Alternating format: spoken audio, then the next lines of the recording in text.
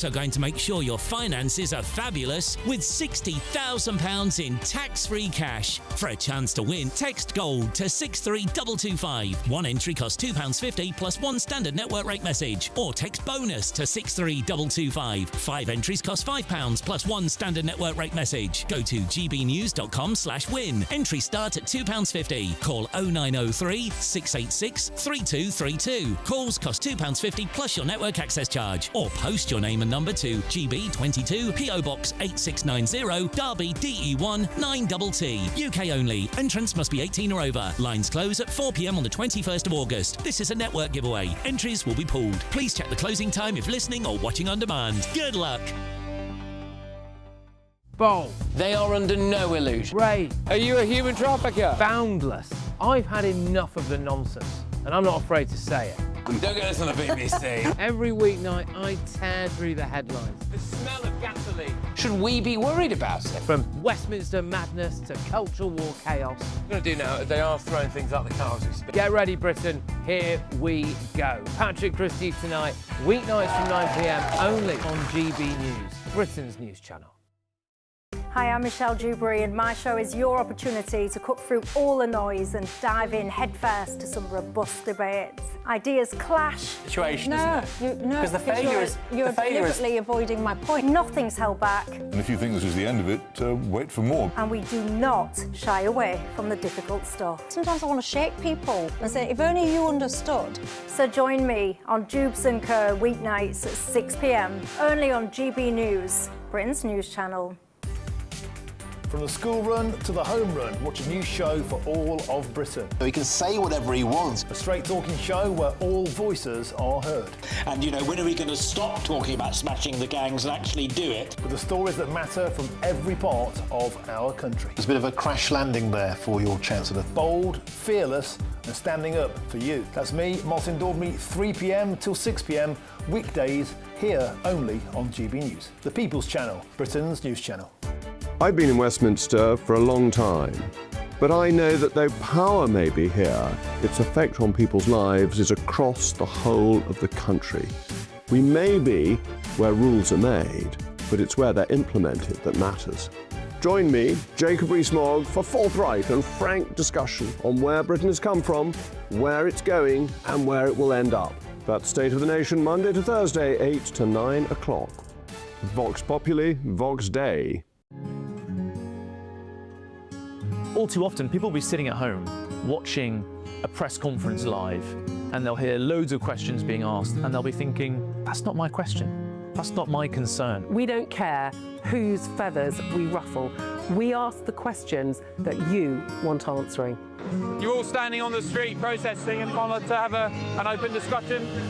My name's Patrick Christie's. I do a show for GB News in the UK. Is it possible to talk to you quickly? Journalism in this country has been a cosy world full of groupthink until now. Well, this is the best view ever of Whitehall, looking out across all the tractor drivers of England who've come together to make their point. Hello, so as you can see, I'm here in Westminster as the protest begins. Yes, I'm very much in the thick of it. Look, we're challenging narratives here at GB News, and that's what sets us apart.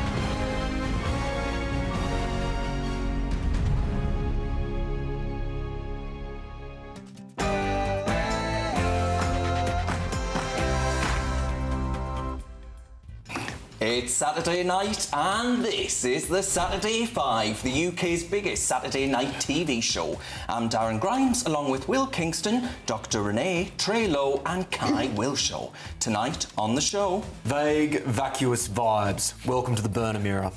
When Amnesty International brand women's charities as anti-rights, you know that ideology has won out. And a tiny village has voted for independence over illegal migration.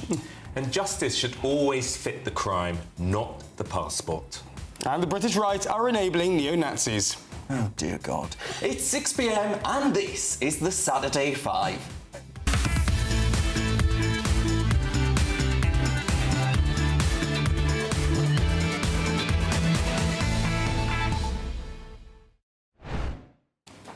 Welcome to the Saturday 5. A very good evening to you, my friends. Well, that's that then, isn't it? Britain has a new Prime Minister from Monday, and not one of you was asked about it. Andy Burnham, the so-called King of the North, a title that conveniently skips the North East, Yorkshire, Cumbria and Scotland. We all say who?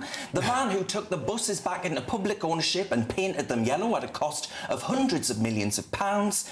Oh, well, isn't that great? On Monday, he walks into Downing Street having been crowned, my friends, rather than elected, in a contest that was so competitive that nobody else turned up.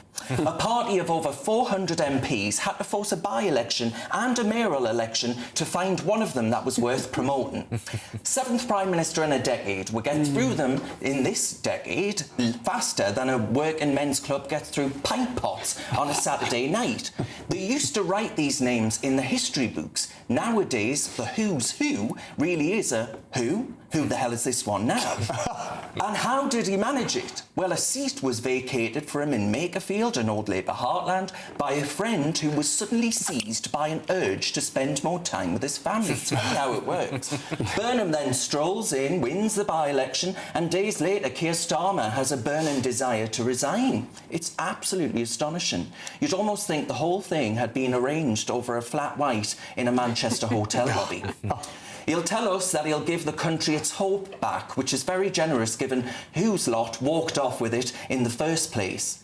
He bats his eyelashes long as they are, like a high-tax Venus flytrap, and announces his politics as aspirational socialism.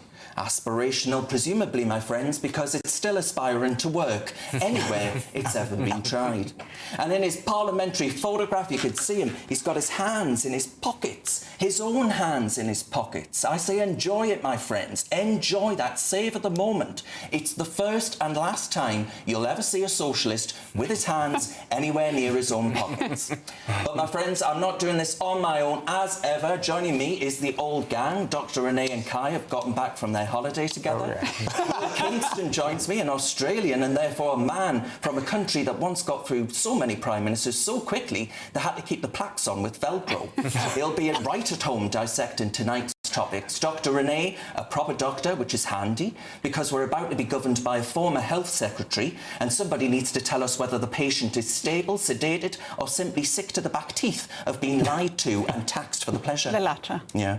Trey Lowe, who is once again perched upon the fence and has been up there so long that the local council is about to give it its own postcode and a blue plaque. And Kyle Shaw, who I suspect is the only genuinely happy man in Britain this evening. Look at him. He's been waiting for this since he was in his short trousers. But, my friends, your view matters a great deal more than ours, so please do get in touch throughout the next 3 hours. Whatever's rattling around in your head, whatever the great and the good, would much rather you kept to yourself. We want it. This is the real news with us here on the Saturday 5. Let's go.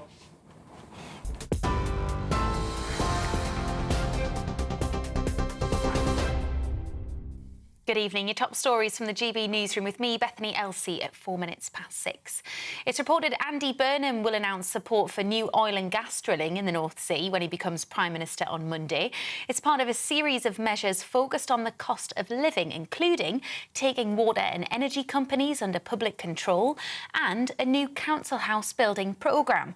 His Conservative predecessors have shared their advice. Writing in the Sunday Times, Rishi Sunak urged Andy Burnham to soak up every second, while also stressing the importance of having a plan and regularly engaging with MPs. While Boris Johnson wished him well but said he hasn't got much time with a public who is so-called doom-scrolling through prime ministers, he urged him to get a grip on spending and give investors a sense of hope.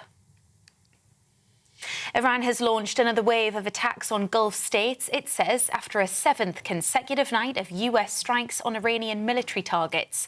Bahrain and Qatar were targeted, while Kuwait came under sustained attack. A water plant there was hit and operations at Kuwait International Airport suspended. It comes a week after the ceasefire between the two countries collapsed. Oil prices have since risen to more than 4%. That's their highest level in more than a month.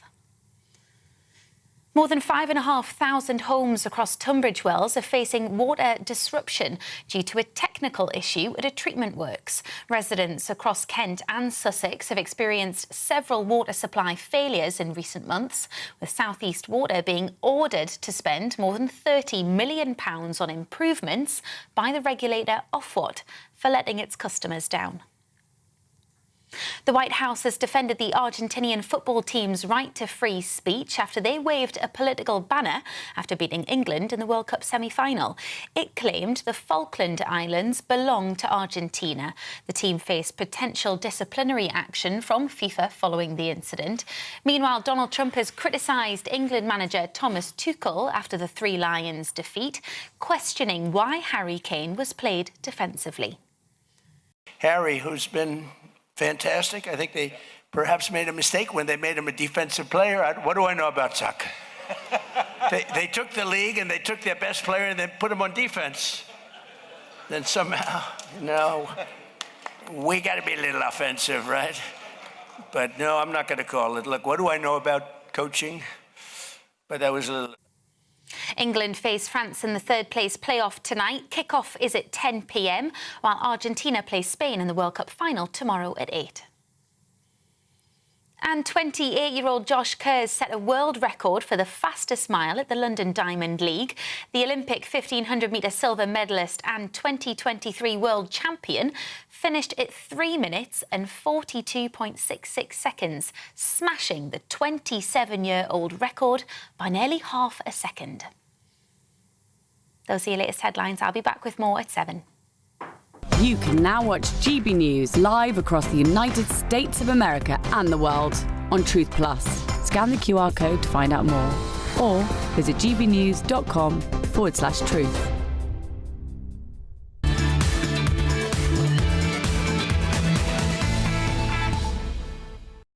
Thanks very much, Bethany. Isn't it lovely to hear a northeast accent on the box? I have to say that because I'm in contract negotiations. It's Saturday night, my friends, and you're with the Saturday Vibe. Over the next 3 hours, the biggest debates, the hottest topics, and entertaining... You laughed there. None of them laughed at my intro 2 minutes ago. We're going to crack on, though, with tonight's first debate, and I've decided to let Willie have a crack at it. So, Will, take it away, my friend. Thank you, Darren. Ladies and gentlemen, amidst the vague, vacuous vibes that comprised 99% of Andy Burnham's coronation speech, there was one line that revealed that his prime ministership will be a disaster. And that was that Britain took a series of wrong turns in the 1980s. The culprit, Thatcher, and neoliberalism. Now, neoliberalism, like fascism, is one of those words that leftists use which they don't really understand. But to the extent that Andy Burnham understood it, I believe he meant free markets, deregulation, reduced spending, capitalism. Now, the reality is that the tax burden in this country is the highest that it has been since the Second World War. There has never been more regulations on the statute book. Wealth inequality is at its lowest level, it's barely changed since 1980 when it did hit its lowest level in recorded history. And this goes to the fundamental political cowardice that sits at the heart of Burnhamism.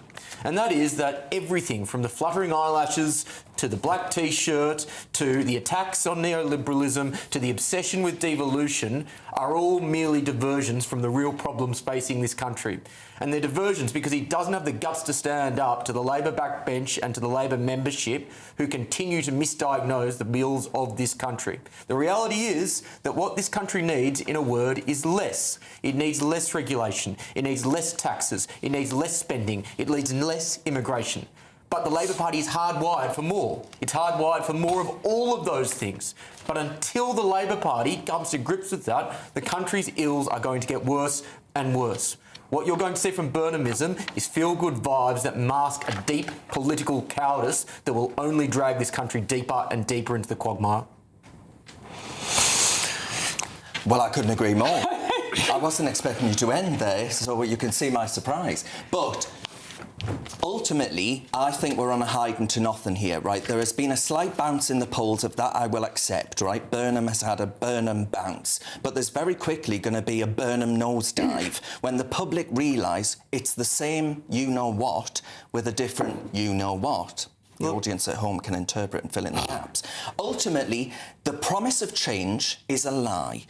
We will not get the answers we need on mass migration, on illegal migration. We're not going to leave the ECHR. How they're saying they're going to deport the odious creature from Rotherham well, he's not from Rotherham, that's the whole point, but you get my point.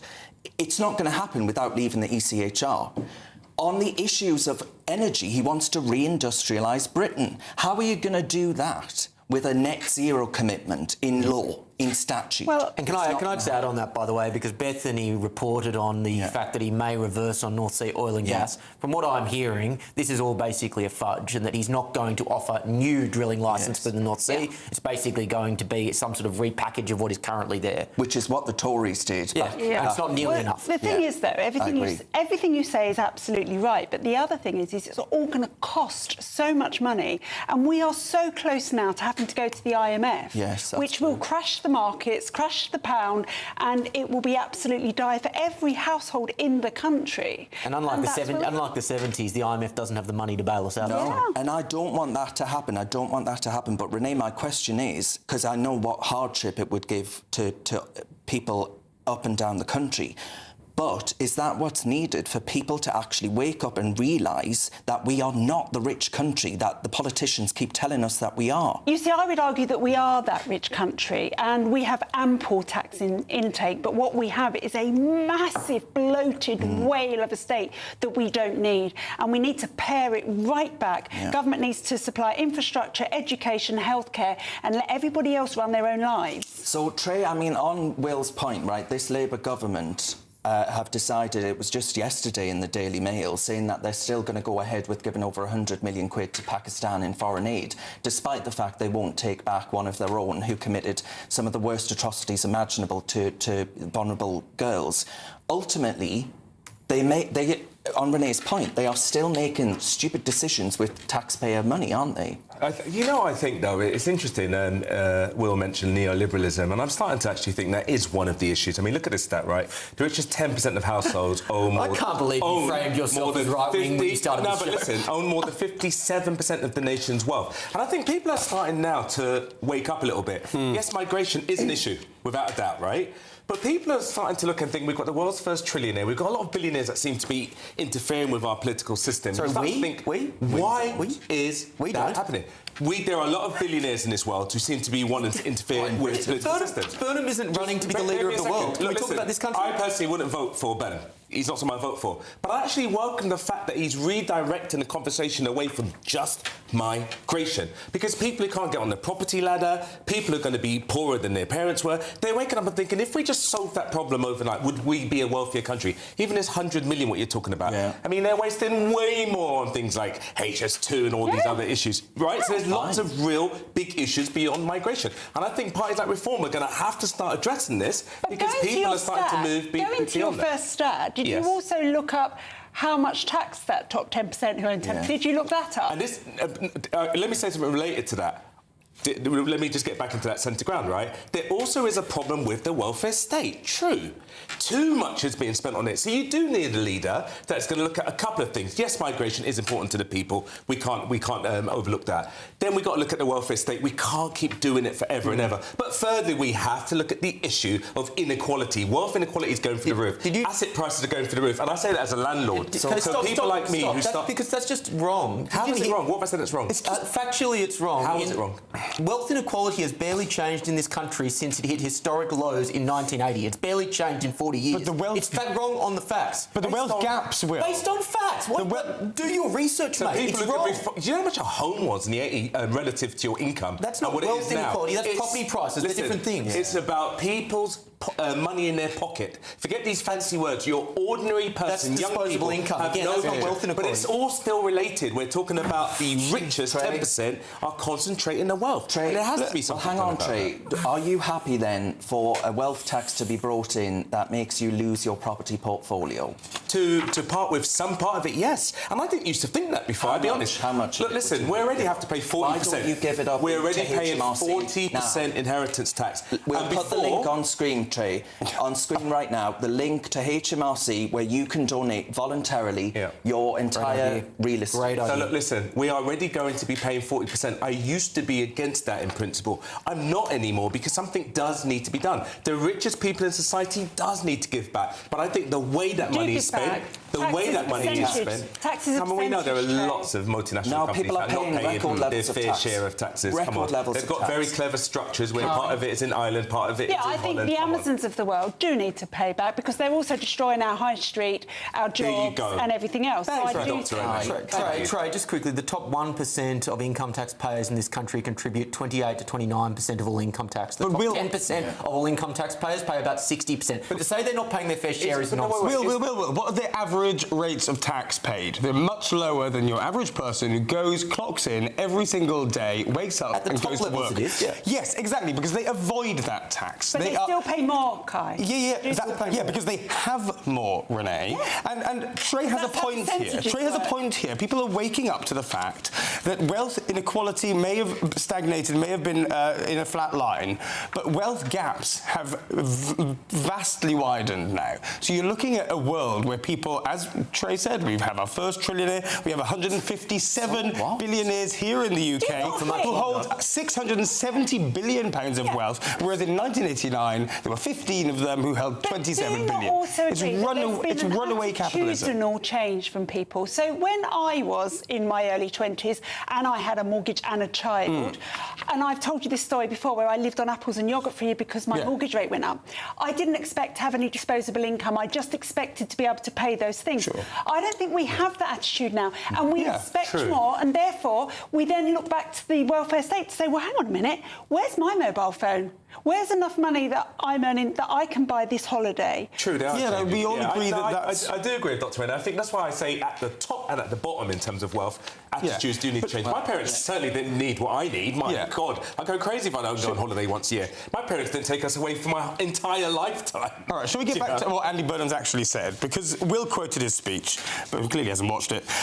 It took a series of wrong turns in the 1980s. Political power was centralised, he says, and economic power was privatised. That is the central claim that he made in that speech. Several times people across this country will be wondering, well, do you not agree with that? Given that the fact Westminster and Whitehall takes 95% of the spending in this country, distributes it from the centre. We're the most centrally organised country in the G7. What's more is that privatisation, which is what he's talking about, that happened in the 1980s thanks to Thatcher, we clearly can see now in many different ways has not worked. It is a form of vulture capitalism that has used the state's assets in order to juice stakeholder profits. I'll answer your question. It's true. It's entirely true. I'll answer your question. This country has been ruined by the devolution of power. The power that has been devolved to unelected judges, the power that has been devolved to quangos, the disaster of devolution in Wales and Scotland, where the only beneficiaries seem to be motorhome dealers, whilst the average person gets left behind.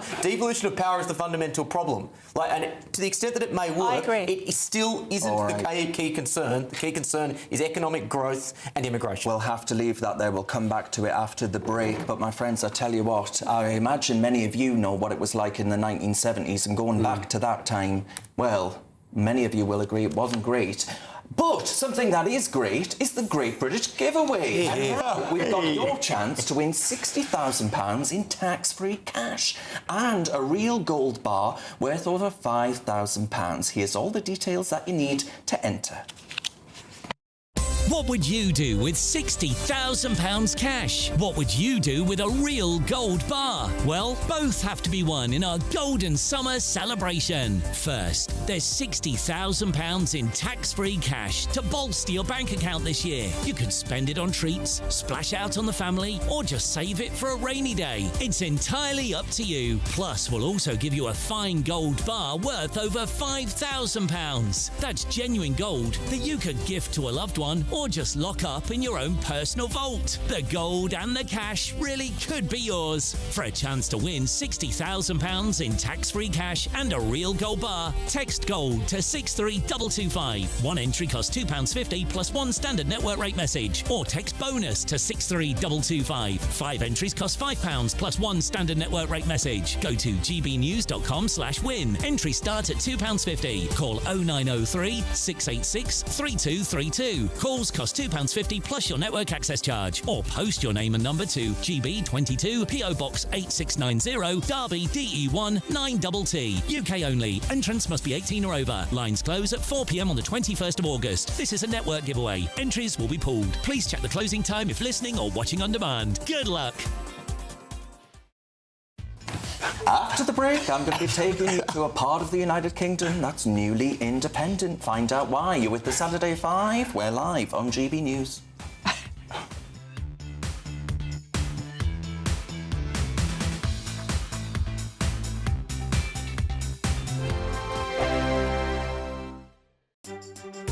Some people enjoy lazy Sunday mornings, but not me. What's the truth of the matter? So that's a very live question. Would you support him if he waters down these plans? Before the spin sets in, I'll be getting to the truth. This is personal. No soft questions, no easy answers. It's one thing if the state has rules in this country. It's another thing whether the police and others actually police them. Setting the agenda and holding those in power to account. You can't really blame her if the system is set up this way. You will not want to miss it, trust me.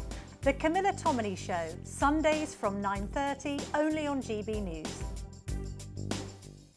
Exciting news. Every Friday, my Patrick Christie's Tonight Show is going to have a twist to it. We're welcoming some special guests. You.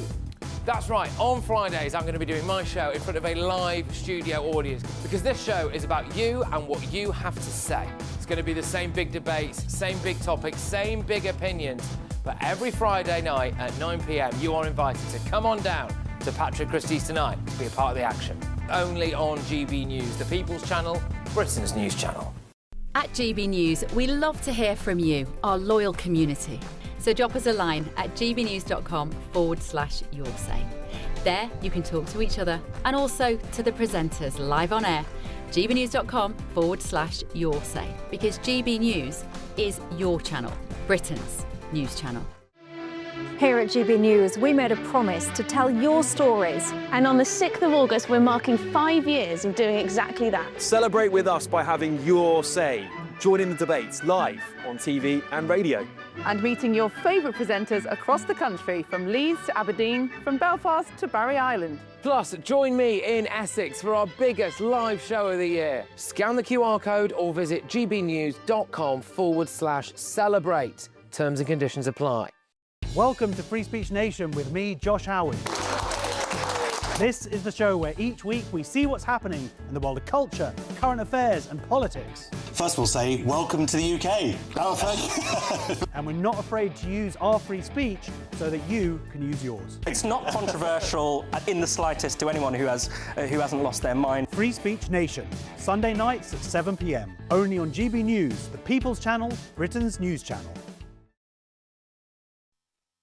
You want to know what's really going on in the corridors of power? Labour don't know what to do with you half the time, and that makes you quite lethal in the chamber. Get behind the headlines with Chopper's Political Podcast. Join me, Christopher Hope, as I sit down with the great and the good of British politics. We'll see where this ruling takes us. These are the stories shaping our nation. Chopper's Political Podcast, available now on all platforms. Listen in and stay ahead.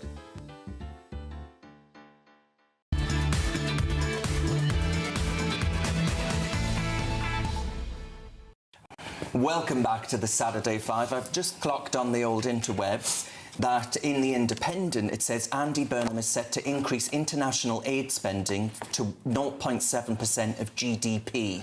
Well, it's nice to know he's got his priorities in order, not you. And Rory says, Darren, can I ask, we'll do this very, very quickly, can I ask what you all would have written in Keir Starmer's leaving card and what leaving present would you have gotten him? Renee? Oh, just thank God you're gone. Wow. Will? Lump of coal, I suppose. Yeah. Kai? You'd have gotten him a kiss. Lump of coal. Oh, no, well, I gather that the Cabinet got him a carriage clock. I guess a stop clock is a boring right once a day. Right. Trey? I would have probably said, well done, mate. The job was definitely too tough for you. I probably would have got him a pen so he can write his memoirs or something. Well, Trey, I think you're forgetting that you wouldn't have been able to get him anything because you've just donated your entire property portfolio to HMRC. I would have written, you made my job very difficult. Kind of have anyway. How boring will Keir Starmer's memoirs be? Oh, indeed. You have to Damascus to read that. OK. Now, I'm going to kick us off from a story that was out earlier this month. A part of Britain voted to secede from the United Kingdom. Now, don't panic, don't panic. You haven't missed an uprising in Scotland or indeed Wales. This was Piddington in Oxfordshire. 350 people strong in Piddington, and the Home Office announced it was putting 1,250 asylum seekers in the old Ministry of Defence site next door to them. Single adult males, everyone, free to come and go day and night. Sleep tight, eh, Piddington? Was there any consultation, you might ask, my friends? No, not so much as a leaflet, not a letter, not a meeting in the hall. The population quadruples, and the government said, sweet sod all. So, they did something rather magnificent. A meeting in the village hall, I can think of nothing more British. A ballot box placed outside of it. A vote to decide whether to hold a referendum on independence. And what did their Liberal Democrat MP say? Well, he turned up and he asked them to sign a charter of behaviour. Oh, a written promise to be nice. Not for the 1,250 strangers to play nice, for the villagers. They whose families may well have been here for centuries. They're the problem. That's your two-tier Britain in a single sentence. The Daily Mail say that the women there are asking whether they can walk their dog after dark. One dad is thinking of renting his 18-year-old daughter a flat somewhere else. They know precisely what's coming. The smear, the far-right label, all the trinkets that you well know by now. Andy Burnham flutters those socialist eyelashes like a Venus flytrap with a Mancunian accent and tells us that devolution is the answer. Well, my friends, does that mean devolution for the people of Piddington in avoiding this influx of illegal migrants? But I fear that this only grows. This will grow. It won't be relegated and isolated to Piddington. It'll be from Oxfordshire villages to the Bell hotels, to the migrant HMOs on estates further north. Britain, my friends, is growing restless. The imposition, the gaslighting, the censorship and the ballot box that keeps delivering more of the same despite politicians promising you control and change. We are a country, I would argue, is more divided than at any time since the English Civil War. And my friends, I suspect an independence referendum in Piddington will turn out to be the very least of our troubles. And as the late, great Anne Widdecombe perhaps put it best, if you want your country back, there is no earthly point voting for more of the same. Well said, Darren. I mean, look, what you've just highlighted is there appears to be a feeling around most of the country, I admit not all of it, that people are scared of having migrant centres in their village. They're overwhelmed by them. They're worried about their children. And the answer for Piddington would have been, if these people were listening, we are going to use this site for 1,250 migrants, but it's going to be a locked site. They're not going to wander around your village. They're not going to harass your children as they go to school. check in and out. All they have to do is check in and out. If they treated it like that, people would not be up in arms. They wouldn't be having these conversations. But it doesn't matter how often we say it, nobody listens because they don't care. Yes, and Will, before I get on to the two screaming banshees to the left of me, I do have to ask you, they're going to turn around and they're going to say, oh, Darren, how do you know that one of those 1,250 men will do something nefarious? The data, the evidence is there right now, right? It takes the likes of a Rhiannon Sky White. It takes the likes of that lovely man, Wayne, what was it, Wayne Broadhurst, Renee? I forget the name. I should know the name. I think it was Wayne Broadhurst. Murdered, a binman murdered. All of these things suggest that there is real evidence. Yeah, it's just statistical likelihood, Darren, in 2 words, in that we now know it's because it's men, because it's people who are coming in many instances from incompatible cultures, because even if you don't concede those previous 2 points that I've just made, it still increases the likelihood of risk to that community. Of course. And I keep coming back to the fact, if you are going to increase the risk for women and young girls, there has to be an incredibly good reason to do so. And no one's been able to give me that incredibly good reason.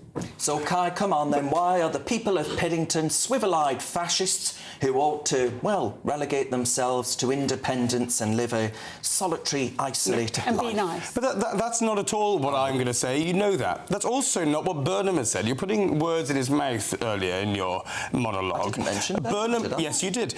Burnham, you said that he says devolution is the answer. Well, in fact, what happened... I didn't say comment in fact, yeah, what's happened in the last few weeks, as Burnham was asked to comment on things like this, is he's criticised the Home Office for housing asylum seekers in deprived areas. So what's he going to do about it? Can I finish?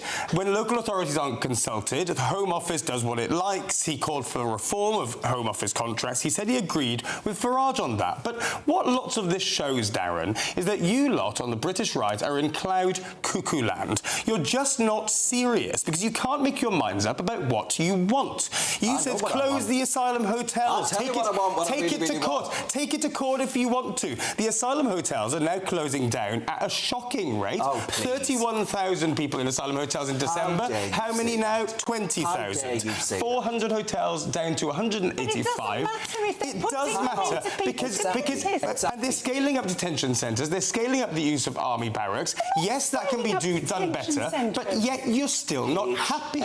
Not serious. Just because in County Durham we don't have hotels. They get put in our communities, in our homes, and we have a housing shortage crisis in this. So why were you baying for blood, asking people to close asylum hotels, saying that you should go to court to close down these asylum hotels, when at that time they were a good option, and now they're being moved, and you're still not happy? Good option, Kai. There's a man. Of course, there's no good option, but they are here. There is a good option. The good option is locked detention. They're not prisoners, Renee. But listen, if they're coming from somewhere where they're scared to live, they'll be quite grateful to live in a warm place with food, bedding, and wait until they're processed. Well, I've got to bring in Trey, so go on with what you were about to say. I'm just sick of Kai continuously saying that they're increasing the use of detention centres when that is wrong. A detention centre by definition... It's not... Stop. A detention centre by definition means you are being detained. There are no plans to detain these people, and that is the main concern that people had with migrant I'm talking about the detention centres that are separate to these. It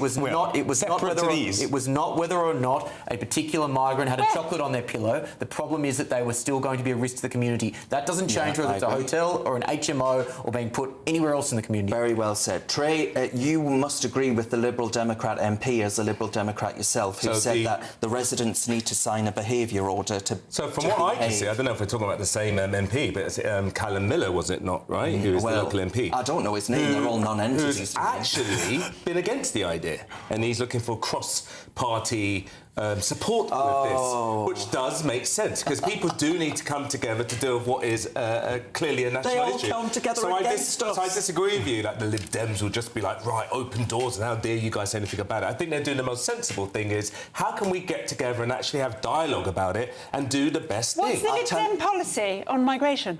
The Lib Dem policy on migration is very robust. It's looking for the best way to deal with people. Can you tell me what the policy the law. is? So the policy is definitely don't not know. to get rid of ECHR. That's one of their But she asked policies. you what it is. What's their policy? I'm not the spokesperson for But you've migration. just said I'm not they're going to know very it. robust. In this actual instance, there's a Lib Dem MP who's actually opposed So it. you don't know and the he's Lib Dem No, why policy? would I know that? I'm not the Lib Dem spokesperson. I'm not going to know that. But I know that they're one of the few parties that are calling for actual dialogue rather than fanning the flame, which is what we get on the right. Here's the thing, though. Fan the flames. All right, Fan on. I'm going to continue fanning Trey in just a second during the break. And my friends, what's all this about? Garamágat Caharnach agus Majin Mai Privara, and it's unfortunate that we can't use our own language in this committee. Well, Sinn Féin is the gift that keeps on giving. Find out why and I'll trigger tantrums after this.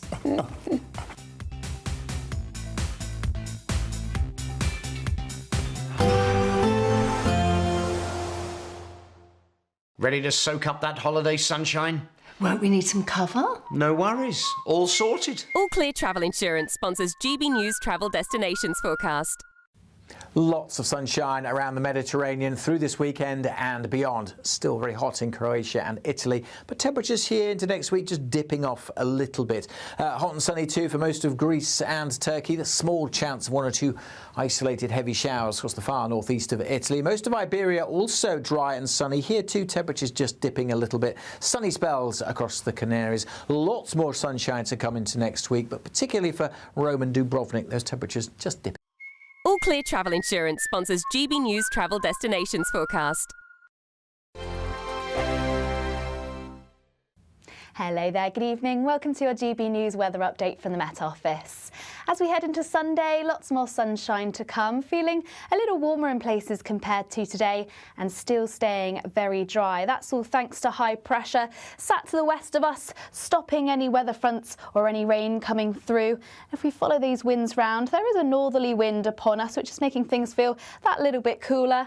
In the northerly, that'll clear a lot of the cloud tonight, so mostly dry, plenty of clear skies. And a bit of a change for some, turning rather chilly across Scotland and northern parts of England. Some temperatures in rural spots dipping down to the low single figures, maybe even around freezing. So we could actually see some spots of grass frost, especially around rural areas of Scotland. So a chillier start here for the second half of the weekend. Some scraps of cloud around coastal areas, but otherwise a dry and bright beginning to the day. Lots of clear skies across Northern Ireland, so some sunshine to start. Fairly similar across Northern England, though some eastern coasts once again plagued by a little bit more cloud. And a similar story elsewhere across England and Wales. We'll see some patchy cloud at times. Once again along eastern coasts, it may bring some very isolated light outbreaks of rain. Some light rain also pushing into northern Scotland towards the end of the day. And into the afternoon, we might just start to see some showers bubble up across Devon and Cornwall, perhaps some rumbles of thunder. But you can see for the large majority, it's another dry, fine and settled day. Probably more sunshine around compared to this afternoon, and feeling warm, highs widely in the low to mid-20s. Now Monday looks very similar indeed. Some low cloud across northern Scotland producing some light rain, and similarly some of this light rain may be picked up around eastern coasts. A mix of cloud and also some clearer skies, especially across the south, and the picture remains very much the same through the coming days, mostly dry and settled and feeling warm in the sunshine. Britain deserves a newsroom that puts the facts and your voice first. Well, and that's what you get on GB News. Lively debates, lively conversation. And we're not afraid to hold power to account. And each other. So join me, Andrew Pierce. And me, Miriam Gates, for Britain's Newsroom, weekdays from 9:30 on GB News. Breaking news, live updates, stories that matter. From the heart of the GB Newsroom to every corner of Britain. With our team of dedicated journalists across the UK. GB News bulletins are there to deliver the latest news that matters to you. Bulletins on GB News, the People's Channel, Britain's news channel. As soon as it hits 11 and the headlines come in, The Late Edition brings you the breaking news from all the front pages. because the news is going to happen. So get a head start today. Patrick Christie's tonight, late edition. Alex Armstrong tonight, Late Edition.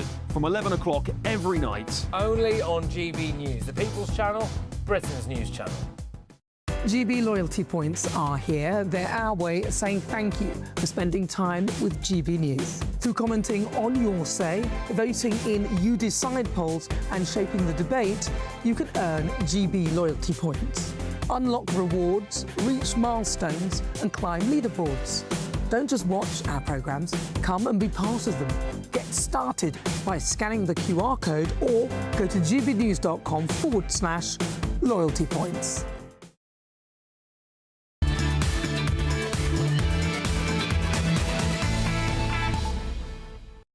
Welcome back to the Saturday 5. Kai's just scrolling away there. I can't imagine what he's doing. I wouldn't like to see. That's between me and my internet history, Darren. Indeed, yes. I think a certain, yellow app? Just, you know, before you start, there is a comment that I have to read you. Oh, You're going to yes. laugh. So it's from Peter Collins, and he says, Dr. Renee, has Darren been on the Grecian 2000 again?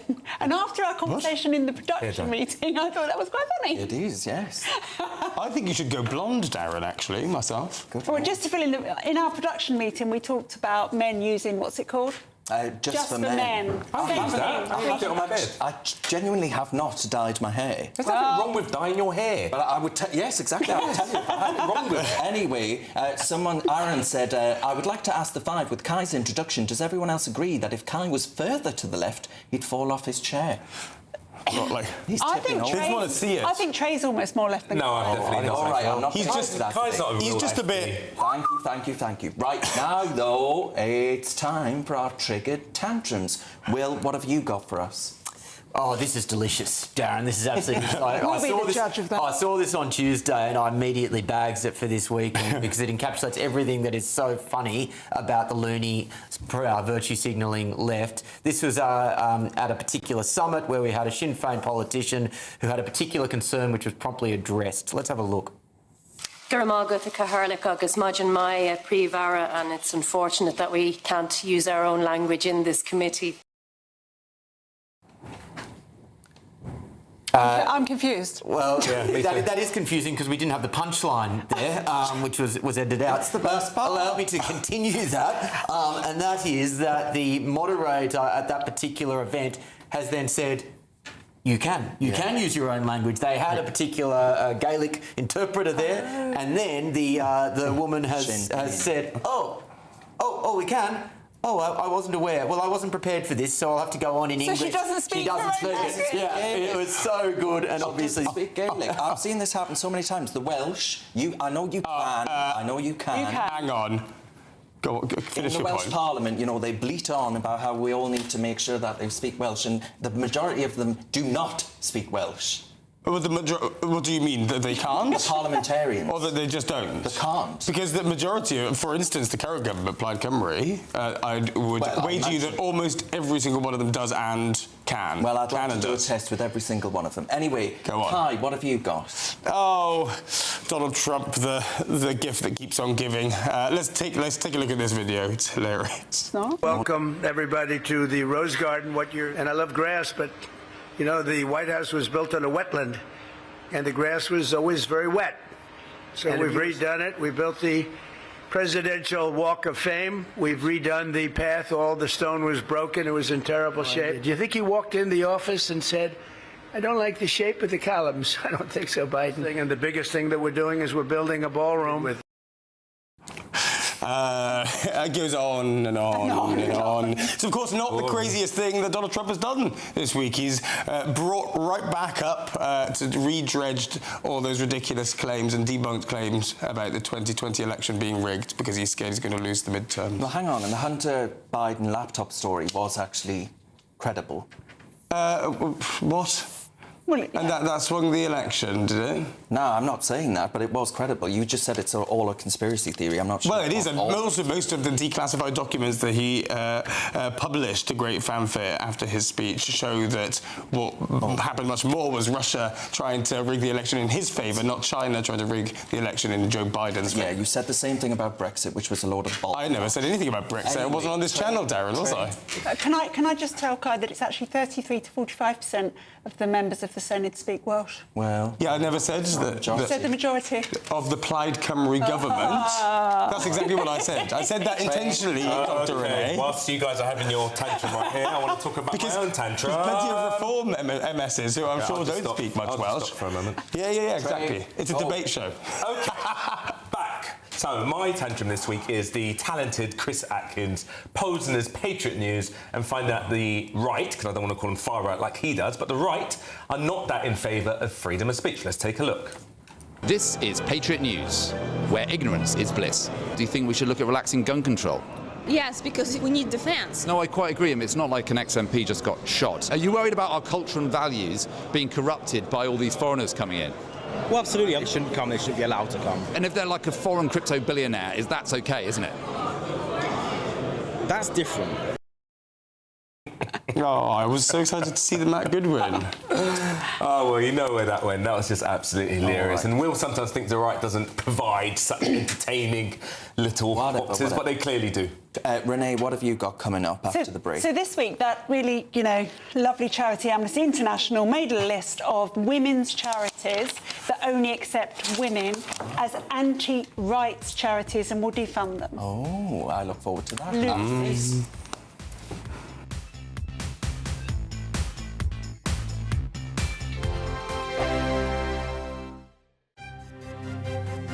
GB News Breakfast, every day from 6 a.m. Olympian Sharon Davies. Sharon, thanks so much for joining us this morning. I think this is preposterous that we're banning Sports Day for kids, and our viewers are obviously also thinking this is completely bonkers. But is there a case to be made that perhaps we should be looking after young people when the heat is quite extreme in many people's cases, they'll say? What do you think, Sharon? I think looking after our kids is making them resilient and giving them a sports day. I mean, sport in schools has been relegated year on year on year, and it's so depressing. It's such an important part of young people's lives. Give them a hat, give them some sunscreen, make sure they're drinking plenty of water, stick them in the shade when they're not, actually having a little race. This is all about just kids getting used to life, and wrapping them in cotton wool is not the answer. The People's Channel. Britain's newsroom. Weekday mornings from 9:30. So you go along to the car showroom and only like 10%, at most maybe 15%, pay cash. The rest buy on some form of financing. And you often buy, it's a bit like a mortgage, and it's like buying a mortgage from the estate agent, which we all know is a terribly bad idea. Yeah. But this is what people did. And the scandal is, the guys in the showroom were acting as dealers and brokers, and they were in many cases inflating the interest rate that you paid so that they could get bigger commission. And they didn't declare that. So you basically ended up paying more for your car than you would otherwise have done if you'd gone into the open market and found yourself, a better deal. How did that come to light? Well, over many years. I mean, this has been going on since 2007. GB News, the People's Channel. GB News Breakfast, every day from 6 a.m. Ruth Ellis was executed on the 13th of July 1955. She was convicted of murdering a partner, David Blakely. There's been a long campaign about what to do about all of that. She has now had a conditional pardon, which would mean she would have been sentenced to life rather than sentenced to death. So it's a significant move, but what do her family make of it? Well, her grandson, Stephen Beard, is here alongside solicitor Grace Horton. Good to see you both this morning. I mean, look, from a family perspective, Stephen, what does this mean? It's huge. It was a monumental day yesterday. In essence, it's the removal of a negative blotch in our family history. We have effectively rewritten history because ultimately, for the last 70-odd years, the truth hasn't been known. GB News, the People's Channel.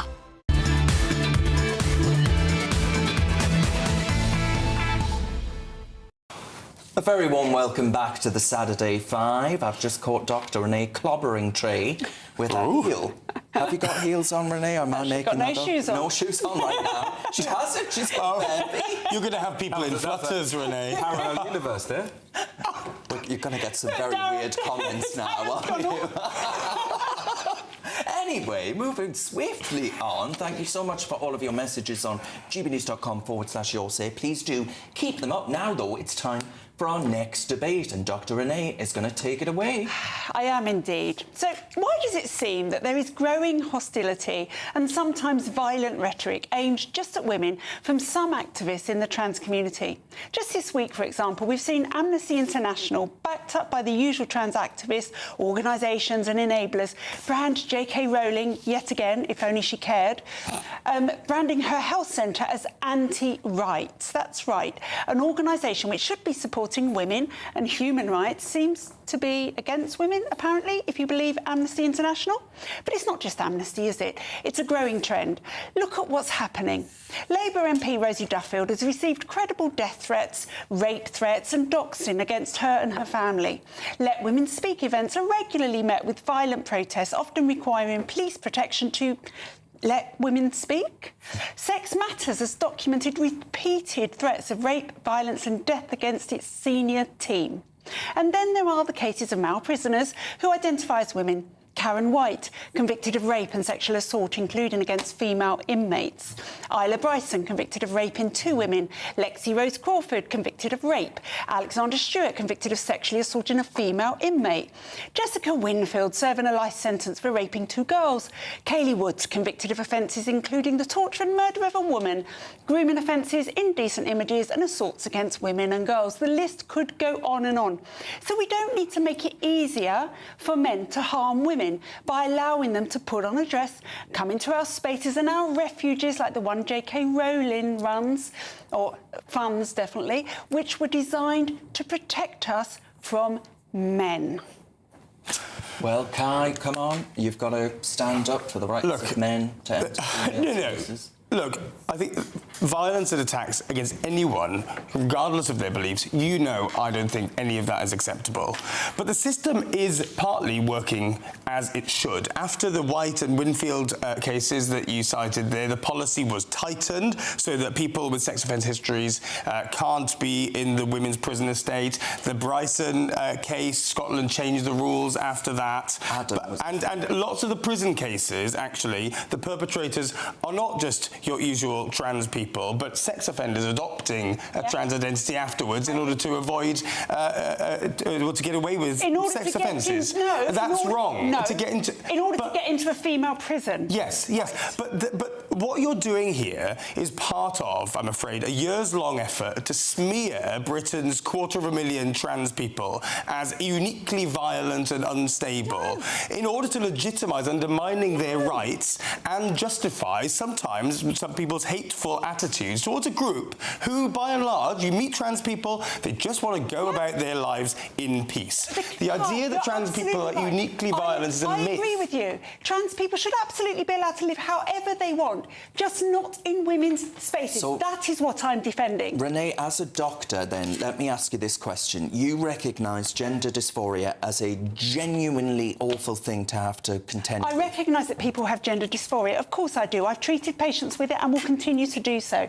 What I don't want is men to be able to identify their way into female spaces. It's as simple as that. The rest of the time, let people be whatever they want. So, Trey, that seems pretty reasonable. Yeah, and I know you guys are going to accuse me of sitting on the fence, but I get where Dr. Renee's coming from. That's why, in some ways, as a man, I almost don't feel as qualified to speak about it. I get a sense that she genuinely wants to safeguard women's spaces. And me and her might disagree with how you might treat trans people and the dignity I think they deserve, because I put you up on that all the time, and I know you don't like it. But I don't see no reason why we can't speak about them with dignity.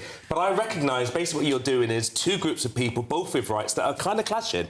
Because as a man, I never have to worry about a trans man being in my space. I would share my space with how many of them wanted to share my space. Of course. But I'm not a woman that experiences the kind of fear that some women might experience. But where Kai's right, I think some people, and I see you, Dr. Renee, they blow up 1 or 2 of these issues to make it seem like trans people as a whole are a threat to society. It's got parallels with the whole migrant conversation. Renee, hold that thought. I will let you come back to that, but I've got to bring in Will. Will, on that point, I think Trey has just recognised that there is indeed a difference in the makeup of men versus women, in that he wouldn't have a problem with women in his space, but there is an obvious problem with men being in women's spaces. What gender ideology advocates have never really understood is this isn't about the rights of trans people. This is a balance of rights debate, which is often the case with really difficult social issues in society. It is about how do you balance the rights of those particular people to be validated in their particular mental delusions against the rights of women to feel safe.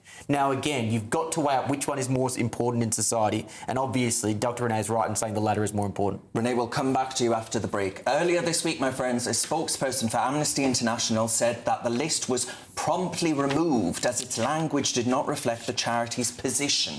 They said, "We regret that this briefing was uploaded to our website without going through the established internal review processes that are in place to ensure consistency, accuracy and alignment with Amnesty International UK's positions. That's what they said. Well, they said that the trans community shouldn't be singled out for unfair treatment. We'll get more after this, my friends. See you shortly.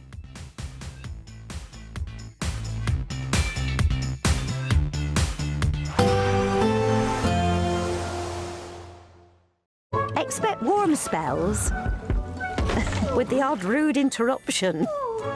Box Boilers sponsors the weather on GB News. Hello there, good evening. Welcome to your GB News weather update from the Met Office. As we head into Sunday, lots more sunshine to come, feeling a little warmer in places compared to today and still staying very dry. That's all thanks to high pressure sat to the west of us, stopping any weather fronts or any rain coming through. If we follow these winds round, there is a northerly wind upon us, which is making things feel that little bit cooler.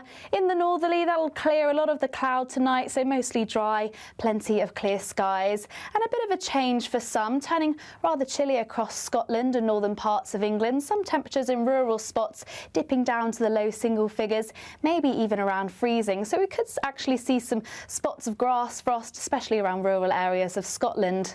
So a chillier start here for the second half of the weekend. Some scraps of cloud around coastal areas, but otherwise a dry and bright beginning to the day.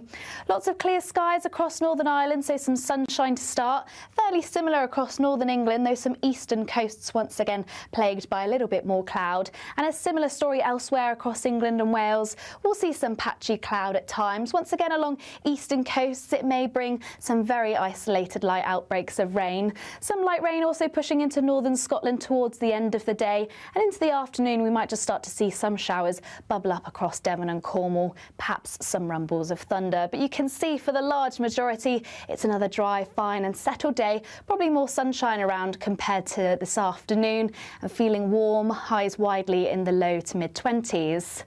Now Monday looks very similar indeed. Some low cloud across northern Scotland producing some light rain, and similarly some of this light rain may be picked up around eastern coasts. A mix of cloud and also some clearer skies, especially across the south, and the picture remains very much the same through the coming days, mostly dry and settled and feeling warm in the sunshine. Expect warm spells with the odd rude interruption. Box Boilers sponsors the weather on GB News. What would you do with £60,000 cash? What would you do with a real gold bar? Well, both have to be won in our Golden Summer celebration. First, there's £60,000 in tax-free cash to bolster your bank account this year. Plus, we'll also give you a fine gold bar worth over £5,000. For a chance to win, text GOLD to 63225. One entry costs £2.50 plus one standard network rate message. Or text BONUS to 63225. 5 entries cost £5 plus one standard network rate message. Go to gbnews.com/win. Entries start at £2.50. Call 0903 686 3232. Calls cost £2.50 plus your network access charge. Or post your name and number to GB22 PO Box 8690 Derby DE1 9TT. UK only. Entrance must be 18 or over. Lines close at 4 p.m. on the 21st of August. This is a network giveaway. Entries will be pulled. Please check the closing time if listening or watching on demand.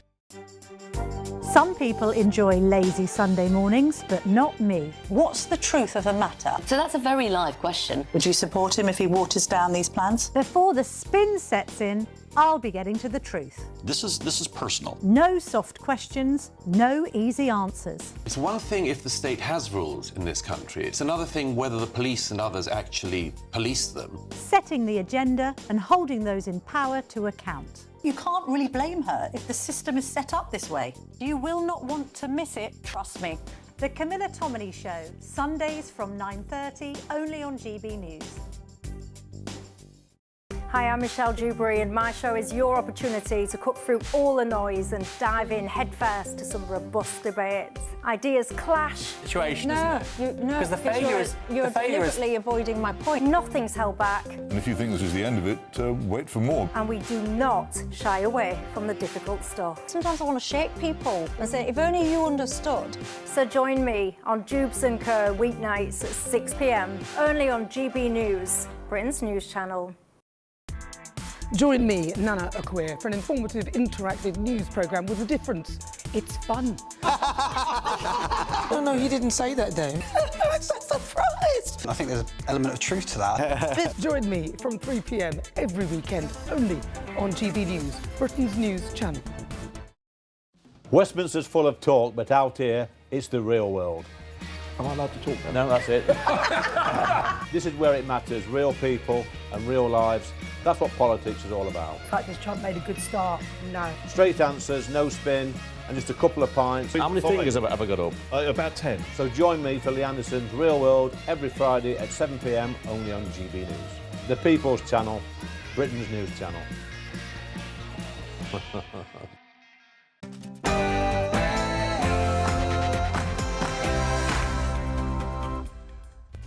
It's still Saturday night and it's still the Saturday 5, the UK's biggest Saturday night telly show. I'm Darren Grimes and I'm still delighted to be alongside Will Kingston, Dr Renee, Trey Lowe and Kai Wilshaw. Tonight, in this hour, Darren will take on a Greens Party spokesperson on deportations policy. Portugal bans the burqa. Should the UK follow suit? well, my triggered tantrum you do not want to miss because it will actually play unlike Will's. Andy Burnham moves into number 10 on Monday, but does he have a plan? And all the rest, triggered tantrums and our high fives from throughout the week. It's 7 p.m. and this is the Saturday 5.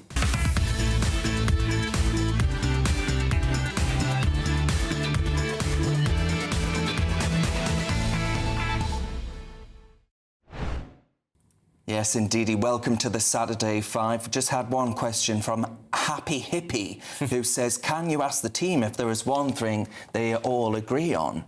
I actually don't agree with Kai on a lot, but we do go out for a little drinky poo, so I imagine that we agree with each other on We're going out tonight. Going We're going out tonight. We're going to hit the town. They didn't Hit the invite town me, really guys, so fast. I don't Yeah. agree with them on anything. No, and Will... You can never come out. Kai said that Will should be detained and deported as And soon we all as agree on that. possible, and therefore won't engage with him on a night out. But never mind. Right, of course, we want to know your views. Keep them coming in, even if you are indeed a happy hippie. At gbnews.com/your say. But before, my friends, we start tearing each other apart, it's his Saturday Night News with Bethany Elsey.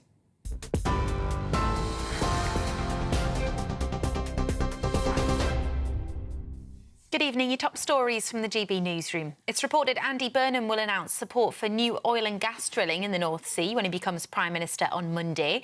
It's part of a series of measures focused on the cost of living, including taking water and energy companies under public control and a new council house building programme. His Conservative predecessors have shared their advice. Writing in the Sunday Times, Rishi Sunak urged Andy Burnham to soak up every second, while also stressing the importance of having a plan and regularly engaging with MPs, while Boris Johnson has wished him well but said he hasn't got much time with the public who is so-called doom-scrolling through prime ministers. Some breaking news. 2 US service members have been killed in action as they were defending Jordan from Iranian ballistic missile and drone attacks. A third is missing in action. Iran has launched a fresh wave of attacks on Gulf states after a 7th consecutive day of US strikes on Iranian military targets. Bahrain, Qatar and Kuwait also came under sustained attack. In Kuwait, a water plant was damaged and operations at the international airport suspended. It comes a week after the ceasefire between the two countries collapsed. Oil prices have since risen to more than 4%. That's their highest level in more than a month. More than 5,500 homes across Tunbridge Wells are facing water supply disruption due to a technical issue at a treatment works. Residents across Kent and Sussex have experienced several water supply failures in recent months. South East Water has been ordered to spend more than £30 million on improvements by the regulator Ofwat. The White House has defended the Argentinian football team's right to free speech after they waved a banner which claimed the Falkland Islands belong to Argentina. The team held the banner after they beat England in the World Cup semi-final and faced potential disciplinary action from FIFA following the incident. Meanwhile, Donald Trump has criticised England manager Thomas Tuchel after the Three Lions' defeat, saying it was an unusual decision to play Harry Kane defensively. Harry, who's been fantastic. I think they perhaps made a mistake when they made him a defensive player. What do I know about soccer? They took the league and they took their best player and then put him on defense. Then somehow, we got to be a little offensive, right? But no, I'm not going to call it. Look, what do I know about coaching? But that was a little unusual. England face France in the third-place playoff tonight. Kick-off is at 10 o'clock, while Argentina plays Spain in the World Cup final tomorrow at 8.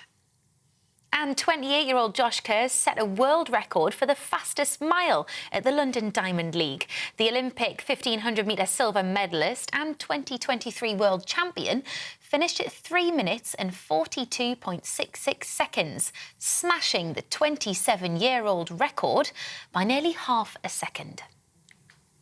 Those are your latest headlines. I'll have more in an hour. You can now watch GB News live across the United States of America and the world on Truth Plus. Scan the QR code to find out more or visit gbnews.com/truth.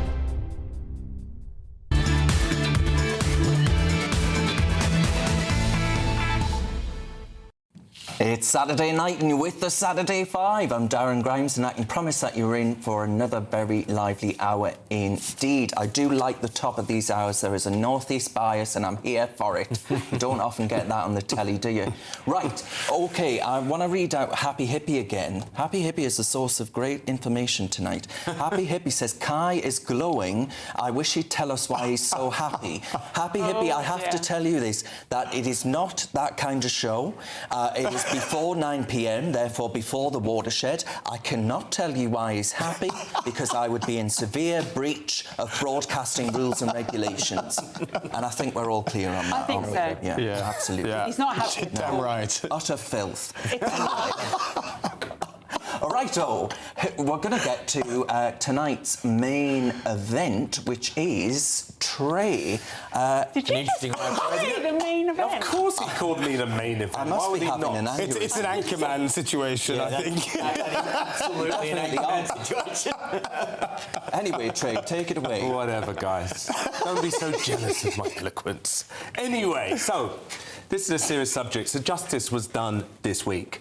A young man, Henry Novak, was murdered in cold blood, and his killer's mother chose to hide the murder weapon. She put loyalty for her own son above compassion for the mother who would never get to see her own child come home. For that, she deserved to go to prison. I think that's something we can all agree on. But I do draw the line at calls to deport her. Deportation should be reserved for the very worst offenders. People like the ringleaders of the grooming gangs who systematically abuse vulnerable children. Those crimes are so grave that if the law allows it, they should do everything they possibly can to return him back to his country of origin. But this case is very different. This woman committed a serious crime, yes, but she doesn't strike me as someone who is a danger to society. She deserves punishment, yes, but that should be proportionate. Punish her, jail her, but don't keep moving the goalposts depending on who commits the crime. Justice should fit the crime and not the passport. As a man with a son, I wonder if Henry had been your son, you would feel so lenient towards this entire family. I don't think it's about leniency. I think I would probably echo what Henry's dad said when he didn't want the death of his son to be used as a political... In the statement that was written for him. What I would want is justice to be done, and I think that the fact that she's been given a custodial sentence is enough. I mean, there's been lots of cases where mothers have tried to cover up the crimes of their sons, especially. I mean, I'd like to think if that was my son that killed someone, I'll be honest with you, I'll be taking him straight to police. His life is not going nowhere. That's just me, but we can all make that moral argument. But I don't think I would necessarily be talking about deportation for someone who clearly probably doesn't pose a general danger to society. I mean, what do you guys think? Yeah, so I'm not advocating deportation here, but I was really interested in your words. I don't think she poses a danger to society. She covered up a hideous murder. Horrific, that to me is someone who poses a danger to society. But this was an exceptional circumstances involving her son. She made a stupid decision. I'm sure maybe even her, who would know, would regret that. Maybe even her would actually have the compassion of a mother to think, you know what, I just actually potentially stopped another mother from getting justice. But it's very specific. Yeah. But I'm talking about in terms of deporting her. I would love to see that vile creature who harmed all of these young girls in Rotherham absolutely should be deported. In fact, I'd have him in jail for life if I possibly could. But I think in this case, I think you're potentially going to open up lots of cases where people are going to be deported who've been here, in her case, I think 27 years or something like that. I don't think you could deport Vikram Digwa because he was actually born in this country. No, not him, his mum. I understand. Yeah, but the mother though, she wasn't she's born not here, the vile creature that stabbed. She's just the vile creature that covered up the crime. But still a vile creature. Yes, I accept that. By taking the blade, the religious item, and putting it alongside an array, a collection of these religious items, ultimately, I do think she ought to be deported to set a marker that we will not accept this. But I do have to take exception to you, Trey, because you do, I think, on this show, time and again, push the kind of identity politics, dare I say, that does lead to this kind of thing where boys are able to use the colour of their own skin to lie to the police and know that the charge of racism comes ahead of all else, where actually racism is the get-out-of-jail-free card, and that's what they used it for. In that moment, we found out the truth, thanks be to God. But it is identity politics that got us here, I would argue. I don't think there's an epidemic of black and brown boys using their skin colour to get out of jail card, you know, to get off stuff. I mean, you look at the stats, they're likely to be sentenced for longer and more harsher than other people. The accusation of racism is bandied about I don't think that is the case. I think you're being a little bit disingenuous to actually suggest that that's not the case at all. I think this guy was a chancer. He did what he did, and he said whatever it took that he thought he could get away with, and that's what he said. Hang on, Darren, it's a bit outrageous, actually, to say that people who have fought for people of different races, of all races, to be treated equally, and to recognise the unique cases of people who are in minority communities, and to say that those people who fought for those rights somehow could see ahead and see that in extreme instances it could be misused by very horrible individuals, and that somehow those people who are fighting for those rights to begin with are to blame. I think that's nonsense. Well, I don't think it's nonsense, because all of the people that said after this that white lives matter were dismissed as being some kind of swivel-eyed loon, that actually that's not OK to do that. But to say that when we had the craze of BLM and the police officers being injured and all the rest of it, that black lives matter uniquely over white lives is the narrative that people are picking up. I don't know where you're getting that from. You go back to Dr. King and what he said, that the colour of someone's skin should be so inconsequential. I've not met anybody, not one person of colour, that would ever justify what happened to that poor boy Henry. Not once. I've not met no one, and I do a lot of extensive looking at what people say. Trey, not one person have I seen one person that thought, yes, let's good. think about and that. Suddenly, can you imagine this, right? There's going to be a lot of black people think, you know what, I don't mind if I get stopped by police today. I'm going to get out of it and say, well, I'm black. Come on, it's not going to change. Have you seen the stats? What a moronic thing to say. You think someone's going to sit here right now with us on national television and say, I'm going to lie to the police. What a moronic thing to say. But you know what, though? I think we're moving away from... I'm not going to keep with this conversation. We're moving away from this. What do you guys think in terms of deportation for people that weren't born here, and where would you put that sort of bench line in terms of what acts, what crimes would they forfeit their citizenship for? Well, I think it's a case-by-case basis, isn't it?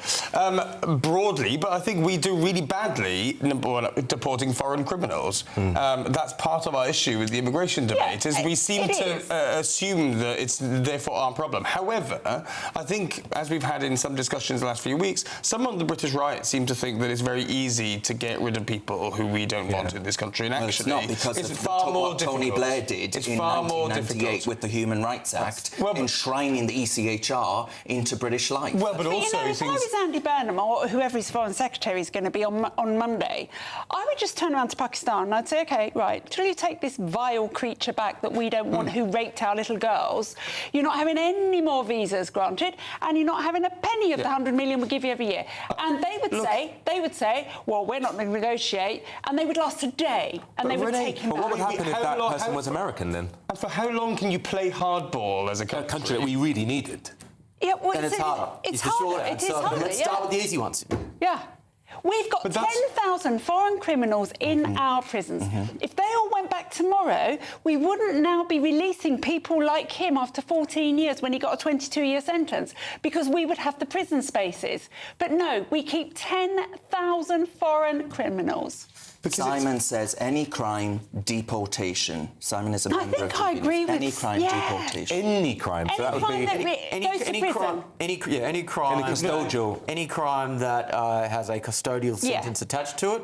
I don't see any reason why that shouldn't lead to deportation. But wouldn't that not be a two-tier system then?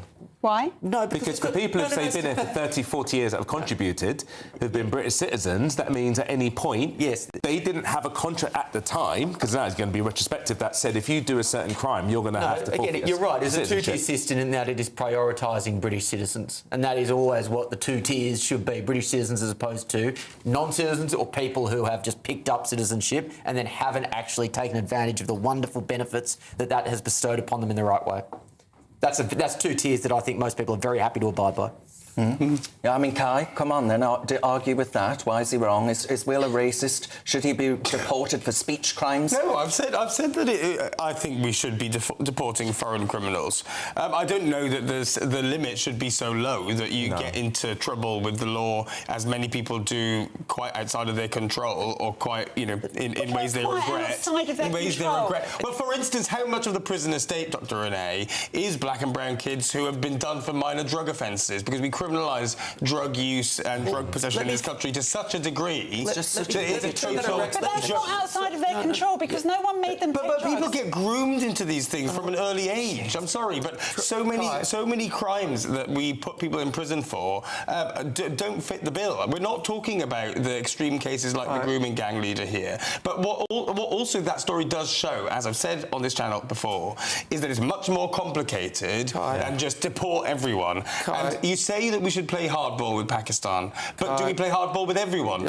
It's difficult. We should play hardball with as many countries as we could to make them take back their citizens. That will have huge ramifications, and you know that, and it's just not that easy. They won't do it. All right, Will. Kai, flip it around. What is the value of keeping criminals who aren't citizens in the country? Give me the value of that. What is the benefit of keeping them? Well, I believe in rehabilitation. If they've had, as I say, it's case by case, Will. All these things, as I said earlier, it's case by case. I'm not saying that we should have a blanket rule for everyone. Being more succinct, what is the value of even a rehabilitated criminal criminal who's a non-citizen in the country? Well, if they've had a productive, useful, contributive life in the UK up until that point, which is the case where I think they should stay, then they can continue to do so. Right. Rehabilitation in our prisons works so well, doesn't it? It doesn't work because the justice system is... All right, OK. Well, don't say that on this show. No, I didn't. But Kai, what have you got coming up next? I'm going to be telling you about how the British right are enabling neo-Nazis. Oh, for God's sake.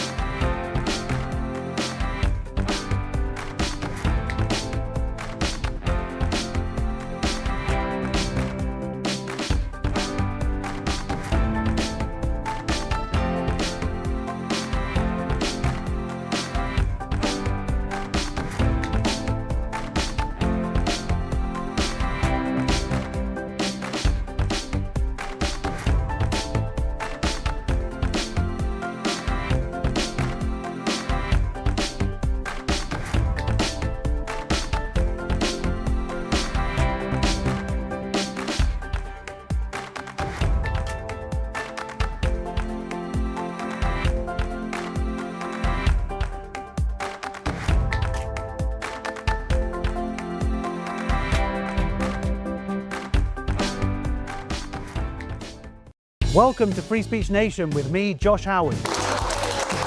This is the show where each week we see what's happening in the world of culture, current affairs and politics. First we'll say, welcome to the UK. Oh, thank you. And we're not afraid to use our free speech so that you can use yours. It's not controversial in the slightest to anyone who hasn't lost their mind. Free Speech Nation, Sunday nights at 7 p.m. Only on GB News, the People's Channel, Britain's news channel.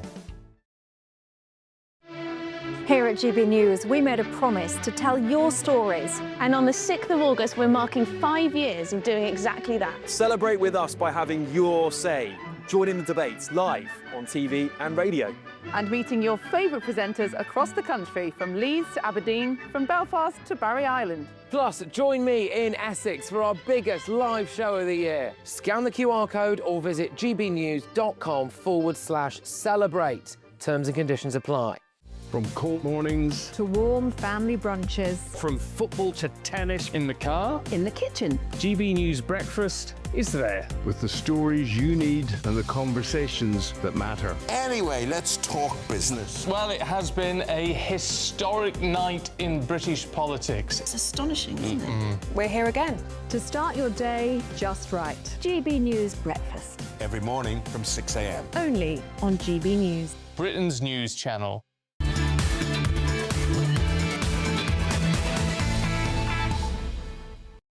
All right, welcome back. OK, do not adjust your sets because the whackery and wokery that you're about to be unleashed upon you is about to begin. Please do not go anywhere because we'll put him right after he's spoken. Kai, take it away. Goodness me, what an introduction.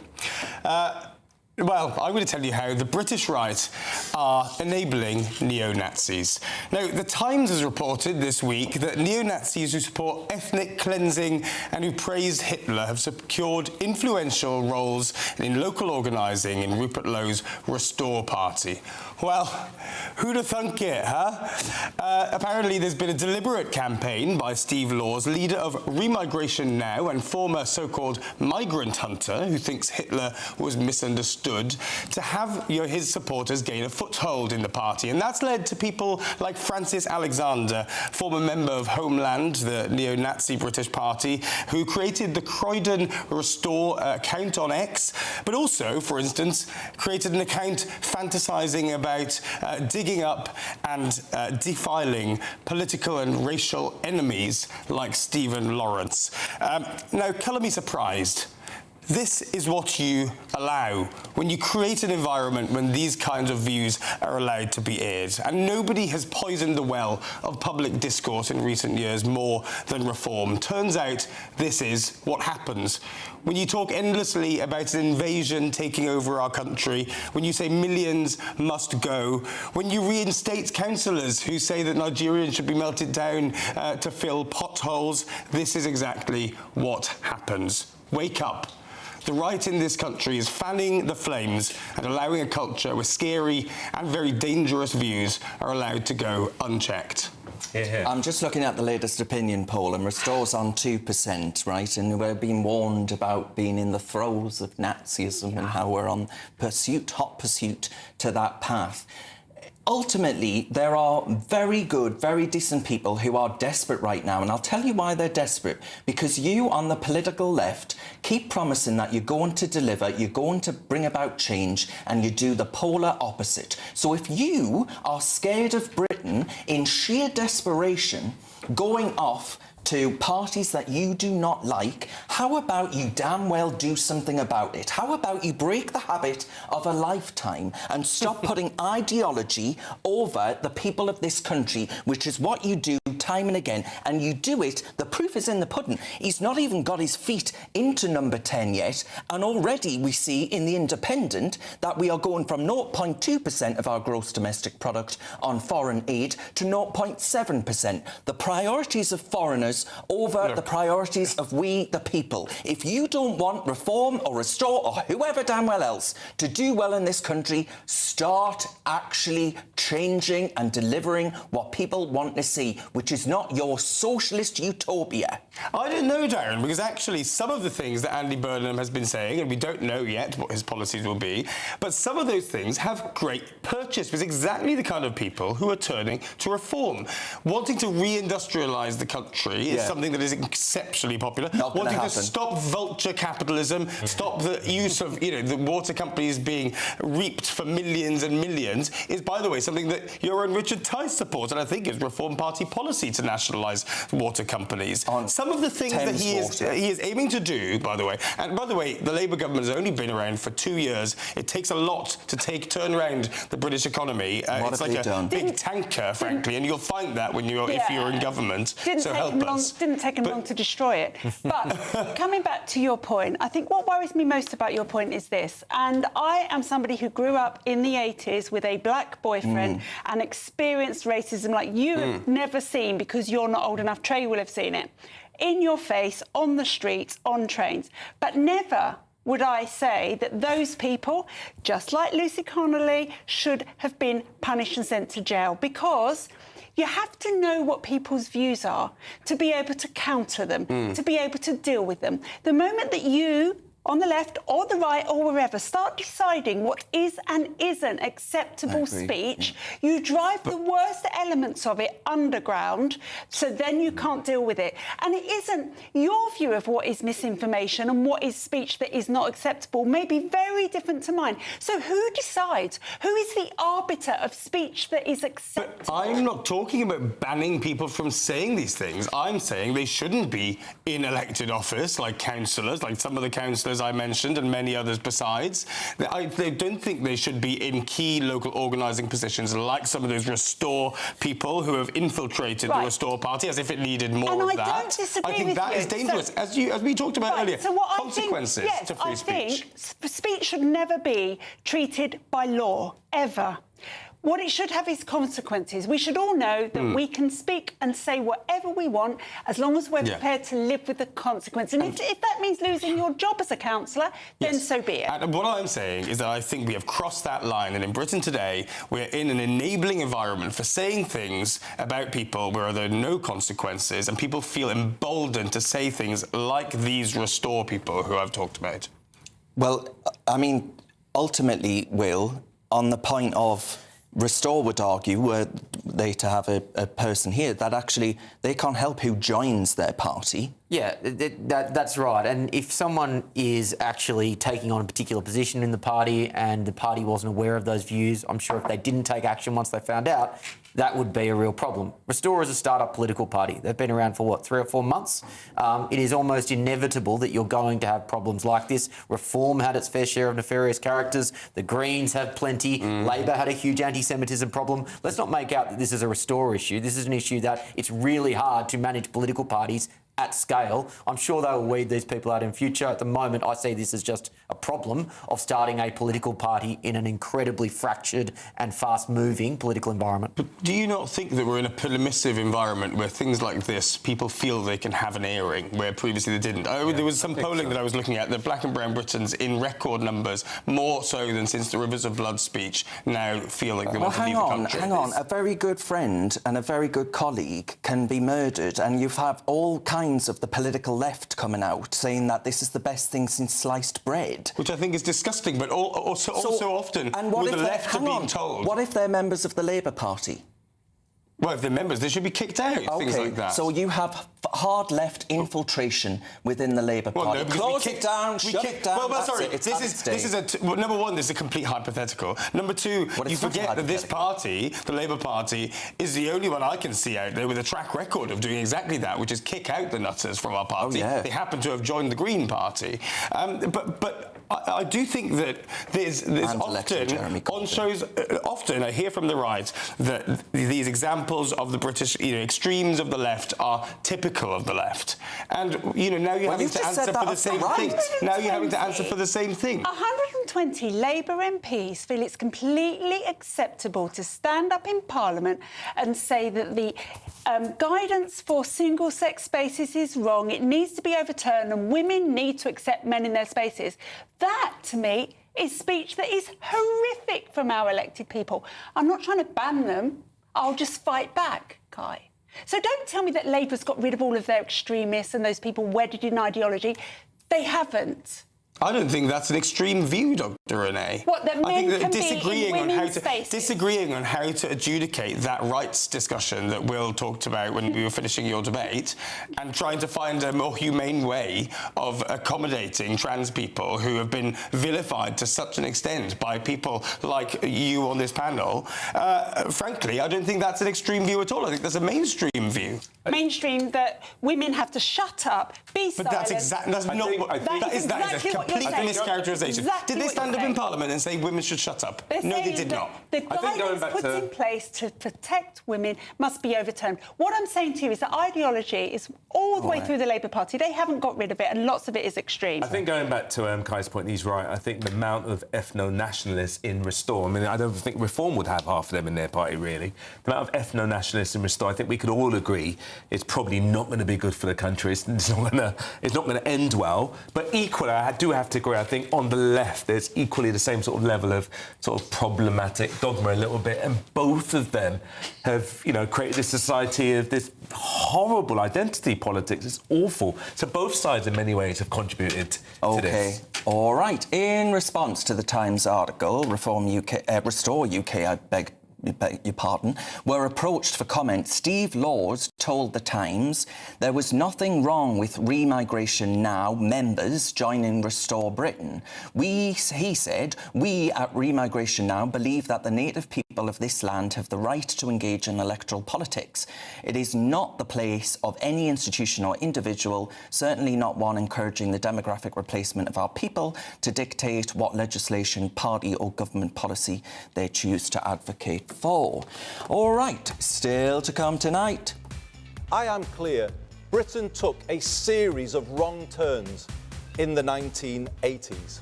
I will set a direction that is distinctively Labour.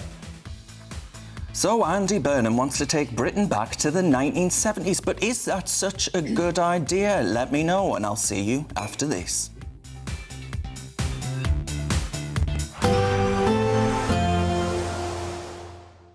Can't wait to get in that sea. Lovely and warm. Just like the feeling of having great travel insurance. All Clear Travel Insurance sponsors GB News travel destinations forecast. Lots of sunshine around the Mediterranean through this weekend and beyond. Still very hot in Croatia and Italy, but temperatures here into next week just dipping off a little bit. Hot and sunny too for most of Greece and Turkey. The small chance of one or two isolated heavy showers across the far northeast of Italy. Most of Iberia also dry and sunny. Here too, temperatures just dipping a little bit. Sunny spells across the Canaries. Lots more sunshine to come into next week, but particularly for Rome and Dubrovnik, those temperatures just dipping. All Clear Travel Insurance sponsors GB News travel destinations forecast. Hello there, good evening. Welcome to your GB News weather update from the Met Office. As we head into Sunday, lots more sunshine to come, feeling a little warmer in places compared to today and still staying very dry. That's all thanks to high pressure sat to the west of us, stopping any weather fronts or any rain coming through. If we follow these winds round, there is a northerly wind upon us, which is making things feel that little bit cooler. In the northerly, that'll clear a lot of the cloud tonight, so mostly dry, plenty of clear skies. And a bit of a change for some, turning rather chilly across Scotland and northern parts of England. Some temperatures in rural spots dipping down to the low single figures, maybe even around freezing. So we could actually see some spots of grass frost, especially around rural areas of Scotland. So a chillier start here for the second half of the weekend. Some scraps of cloud around coastal areas, but otherwise a dry and bright beginning to the day. Lots of clear skies across Northern Ireland, so some sunshine to start. Fairly similar across northern England, though some eastern coasts once again plagued by a little bit more cloud. And a similar story elsewhere across England and Wales. We'll see some patchy cloud at times. Once again along eastern coasts, it may bring some very isolated light outbreaks of rain. Some light rain also pushing into northern Scotland towards the end of the day, and into the afternoon we might just start to see some showers bubble up across Devon and Cornwall, perhaps some rumbles of thunder. But you can see for the large majority it's another dry, fine and settled day, probably more sunshine around compared to this afternoon, and feeling warm, highs widely in the low to mid-20s. Now, Monday looks very similar indeed. Some low cloud across northern Scotland producing some light rain, and similarly some of this light rain may be picked up around eastern coasts. A mix of cloud and also some clearer skies, especially across the south, and the picture remains very much the same through the coming days, mostly dry and settled and feeling warm in the sunshine. Westminster's full of talk, but out here, it's the real world. Am I allowed to talk then? No, that's it. This is where it matters, real people and real lives. That's what politics is all about. The fact that Trump made a good start, no. Straight answers, no spin, and just a couple of pints. How many fingers have I got up? About 10. So join me for Lee Anderson's Real World every Friday at 7 p.m. only on GB News. The People's Channel, Britain's news channel. I've been in Westminster for a long time, but I know that though power may be here, its effect on people's lives is across the whole of the country. We may be where rules are made, but it's where they're implemented that matters. Join me, Jacob Rees-Mogg, for forthright and frank discussion on where Britain has come from, where it's going, and where it will end up. That's State of the Nation, Monday to Thursday, 8 to 9 o'clock. Vox Populi, Vox Dei.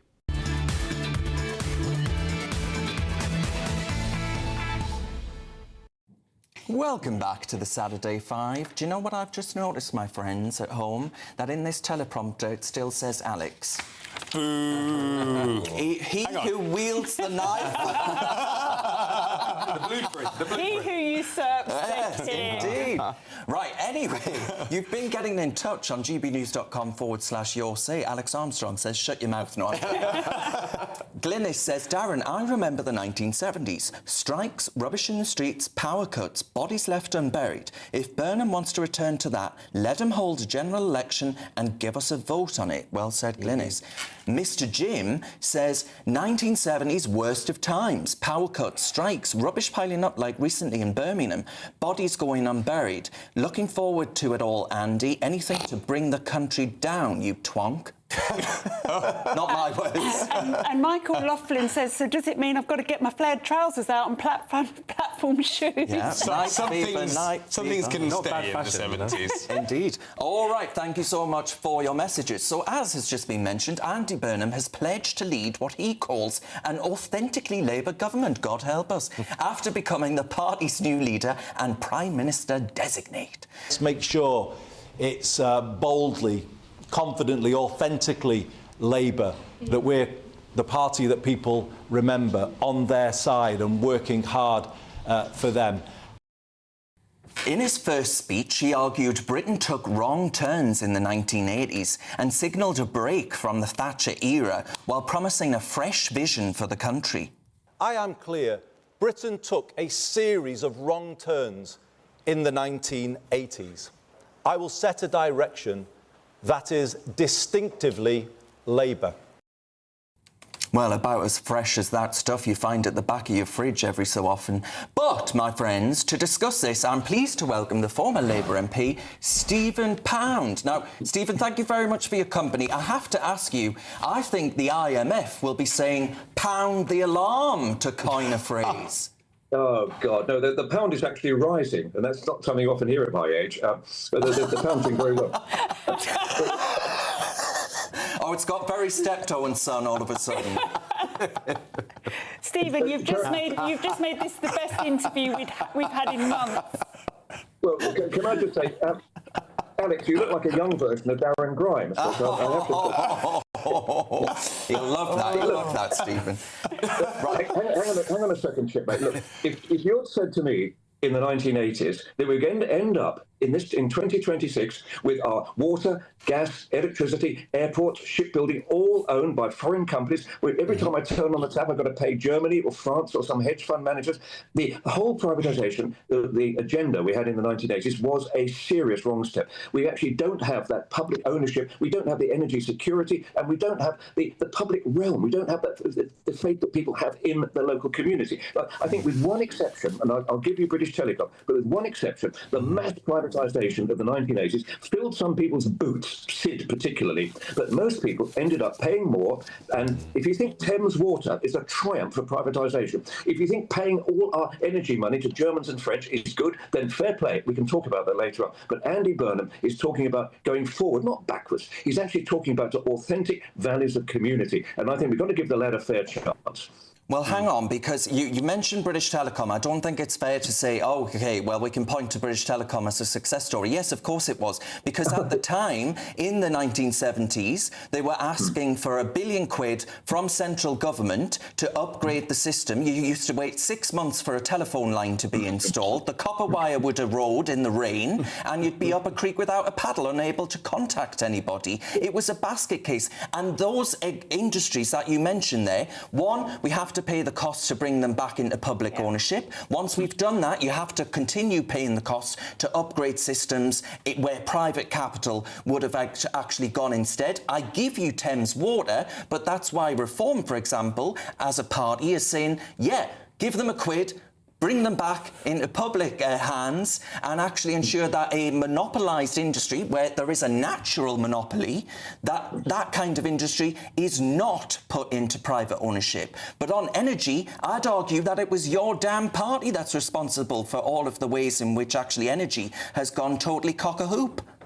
Well, not necessarily, Di. Look, I was around in the 70s, and not just the 1870s. I was around in the 1970s, and I was actually very, very active in the health service in those days as a trade union official. But look, the reality is that the Labour Party made it easy for Margaret Thatcher with what we did in 1979. No argument about that. No argument. But the fact that we were wrong in 1979 doesn't mean that Margaret Thatcher was right in 1986. And I think we've gone way, way, way too far. Look, at the moment, we are at the mercy of Putin and the people who supply our energy. Why on earth should we not have energy security in this country? Why on earth should we pay millions? We just paid £4 million worth of bonuses to Thames Water. I would rather spend that money on bringing it back into public ownership. And you know, I'm as one with Nigel Farage on that, and you don't hear me say that very often. All right. Stephen, I absolutely agree with you. I am a Thames Water customer, and I have no choice but to do anything else.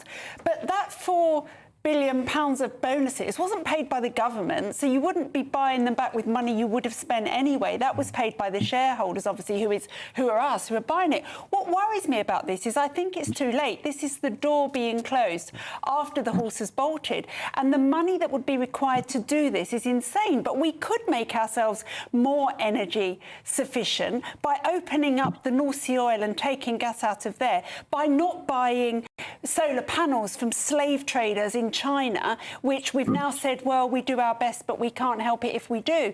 And I just wonder if this is all too much money being spent when we could do it in other ways now. Well, hang on a second. First of all, every pound spent on bonuses could be spent on improving. I spent 3 hours on the allotment this morning. I came back and found I couldn't have a shower. Mrs. P was not best pleased. I couldn't have a shower because we got no water supply in W7, because Thames Water couldn't maintain the water pressure here where I am in West London. But as for solar panels, yes, we used to buy wind turbines from Sweden and South Korea. We make them ourselves now. We've actually got secure, well-paid, decent jobs for the future building those. As for solar panels, yeah, the Chinese are leading the world in energy security, particularly on solar power. We are making those ourselves, and we actually, every time we try to open a factory to build them, some NIMBYs come up and say we shouldn't be doing it. Look, the thing that resonated most with me with what Andy Burnham said today, never mind the Labour Party stuff. I mean, I can cope with that and understand he's speaking to the band. But what he said was, politics has been cursed by short-termism, and he's looking at it for the long term. Everybody knows, every politician knows what the country needs. No politician knows how to get elected when you actually introduce it. OK, Kai, on the point of going back to the 1970s, Stephen mentions being a former trade union official. The trade unions basically had this country in a vice grip in which actually the bringing about those industries in public ownership will simply mean that, like we've seen in the NHS, like we've seen in other industries, you will have pay complaints and pay constraints become a constant dialogue within the national framework, where actually nationalisation simply leads to, well, stasis. Well, in some cases it did. In the case of the car industry, yeah, it was a disaster. Absolutely no question. But look, let's have a couple of quick things. Trade union membership in this country, do you know what percentage of the entire workforce is in trade unions today? It's a tiny percent. It's less than 20%. And do you know, the last survey about trade union membership, you know who most trade union members vote for? They vote reform. All the leaders of the unions, they'll be voting for Green or something. So, look, the reality is that we are not in the era of Red Robbo and Arthur Scargill. Those days are long, long gone. They went with my hair about 30-odd years ago. They're coming back. Yeah. Stephen, I was wondering if one of the things that Andy Burnham talked about, of course, was the privatisation that happened in the 1980s, but also he's talked a bit about the over-centralisation of the UK's economy, the UK government in particular, and he's also talked about sort of the gaping wealth inequalities that we see. What do you make of his plans to sort of take all of that forward and try and diagnose those ills? Well, when I'm in the company of a distinguished politician from the North East, Darren, I'm looking at you and I'm thinking, would it not be better if we actually had some sort of devolved power in this country? Wales has not worked. Scotland, there have been real problems with it because it's only halfway devolution. You look at the rest of it, we are the most centralised country in Europe. Imagine if in America, imagine if all the states in America said everything that they do has to be done from Washington and they didn't have any states control. It would be insane. I'm not saying we should go to a full federal system, but we've got to actually devolve some power. And you know why? It's so that people on the street feel that they have a say in what happens to their country. At the moment, the biggest complaint I get from people is to say, look, they're all the same, politicians, especially you, Mr. Pound, you're all the flipping same. However, there's nothing that we can do to change it. We have no skin in the game. 70% of our local government tax. So let's have some local power and let's have Andy Burnham show us the way. All right, Stephen, what's your favourite song from the 1970s? Things could open. That definitely wasn't. No, that was the 1990s. Yeah. Sorry, I guess anything by ABBA, mate. Oh, well, there we are. Fine, that's a good answer. Good choice. All right, former Labour MP Stephen Pound there, taking us back to the 1970s. Thank you very much for your time. Right, my friends, up next is the High Fives. We'll see you after this.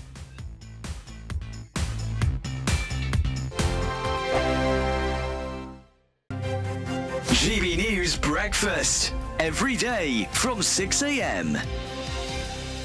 What do you think about where we're going to get our future athletes and our Olympians from when we're telling our children, oh, you can't go out and partake in sports today because it's a bit hot? It really worries me. We have a generation that spend their life being very inactive, an awful lot of time on mobile telephones, coming up with every excuse as to not to move and not to be moving. Sport in schools is where we can catch every kid. And the kids that will lose out are the kids that come from areas of deprivation, because the parents that can afford to make sure their children do sport will still do that, but the parents that can't afford, sadly, will miss out. So it's really important that our kids, do enough physical activity, lay down these habits, understand about how their body works and nutrition and food and looking after themselves and health. We have a health crisis. It's really important we start early. The People's Channel. This is GB News, Britain's news channel. GB News entertainment editor Alex Davies joins us now. What a woman, what a voice, what an incredible life. What more can you tell us? Yeah, like you said, she's a singer whose songs have transcended generations, really. Everybody knows Total Eclipse of the Heart. Everybody knows Holding Out for a Hero. She's been awarded an MBE. She represented the UK at Eurovision. And it's just very sad. Tributes have already started to pour in from across the showbiz world and just fans in general, This is somebody who's, like I said, transcended generations with her music and will continue to do so posthumously. Well, thanks so much. I met her just once in a green room. She was an absolute delight. And even speaking, she had that great rasping voice. Oh, what an incredible voice. Incredible voice. GB News, the People's Channel.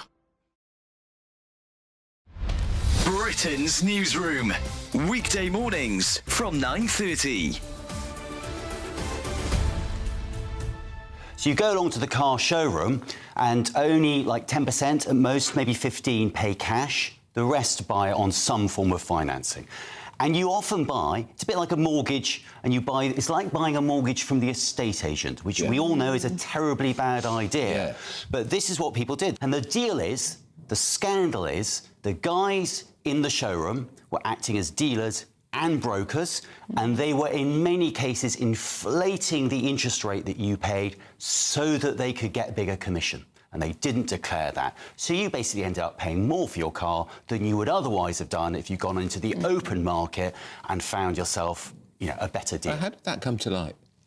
Well, over many years. I mean, this has been going on since 2007. GB News, the People's Channel.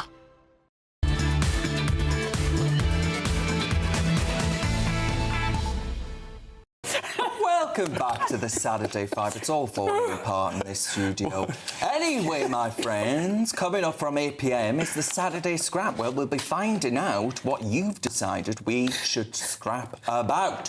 But now, though, it's time for High Five. We're going to have a look at some of the highlights of the week. Kai, what have you got? Well, the Bayeux Tapestry has finally made the trip over to London. French ministers said apparently it's in a wonderful state and has been unveiled in the British Museum. George Osborne, I don't listen to him for many things, but he says it's got the wow factor. Look at that. That is extraordinary. So, I don't know, will you be going to see the Bayeux Tapestry for its first outing? I don't think I can. sold out already. Unless Mr. Osborne can get me a sneak preview. Should we get some press tickets? Yeah, yes.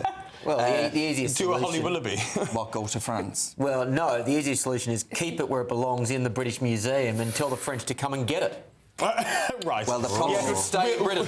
We'll of the hard power mindset. And they won. Yeah, they came in 1066. We got an arrow in the eye. It didn't quite work out. Yeah, So probably not best to provoke them. No. Oh, yeah. Let's all be scared of the French armed forces. Well, I'm terrified. Yes. Well, I'm reading an article now about the transportation, and apparently France deployed a helicopter and riot police to guard the tapestry on its first journey.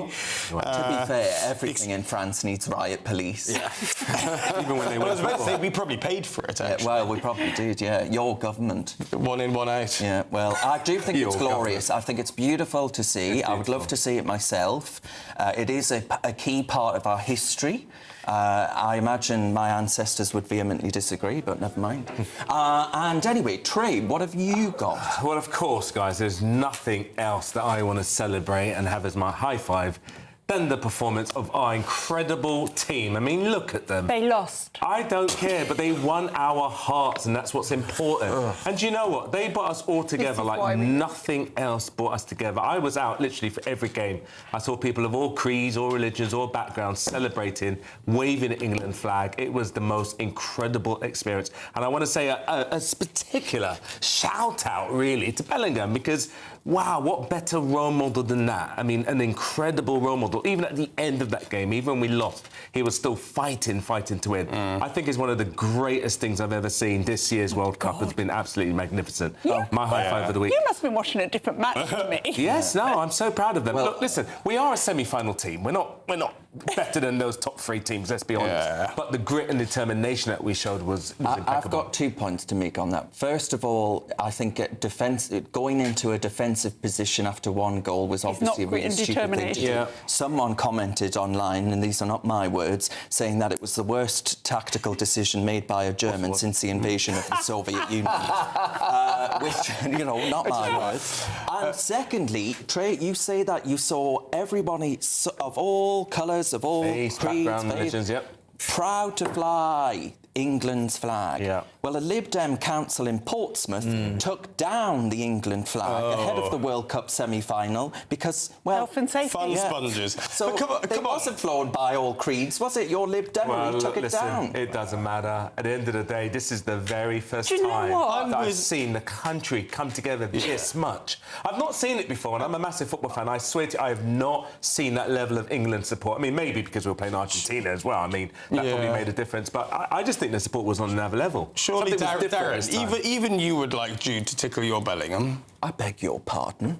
God, where did that What's happened to Kai? I thought that was quite good. I think you need to be deported back to No, jail. I think I'm going to say to you, I agree with you that anything that brings people together to celebrate together is fantastic. Beautiful. I do wish, however, that our sporting teams of every type had the grit and determination that I saw the Argentinian team. In the last 10 minutes, they were not going to lose that match. They cheated and did all sorts of They stuff. were not going to lose. FIFA, all about Argentina. They are filthy. Oh, still, They are filthy, but the mindset, we are not losing this match. Was just, to me, they're like, incessantly. They're almost as for bad Argentina as the Australians in cricket sanding down balls.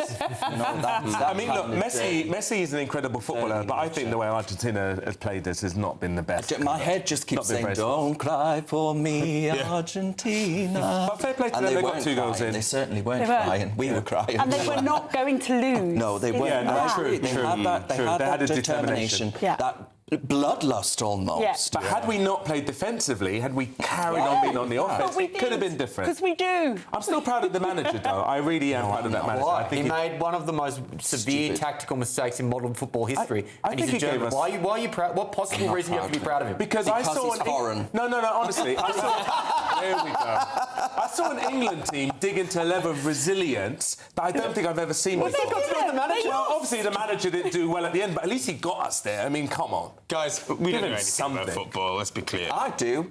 Just because you don't watch it and you're I did actually, or whatever it is. I was supporting England. I was on holiday and had to wait up to midnight to watch it. Right, don't go anywhere, my friends. Coming up, it's a Saturday 5 Extra where we're going to let our hair down. Anything could happen. What could possibly go wrong? So get ready. We'll be back in just a mo.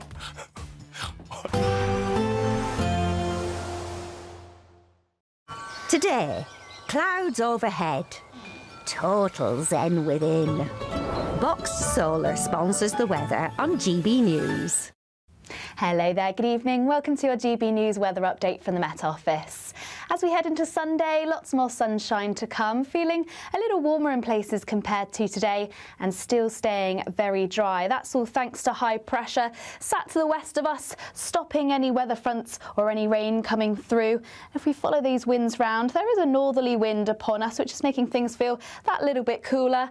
In the northerly, that'll clear a lot of the cloud tonight, so mostly dry, plenty of clear skies, and a bit of a change for some, turning rather chilly across Scotland and northern parts of England. Some temperatures in rural spots dipping down to the low single figures, maybe even around freezing. So we could actually see some spots of grass frost, especially around rural areas of Scotland. So a chillier start here for the second half of the weekend. Some scraps of cloud around coastal areas, but otherwise a dry and bright beginning to the day.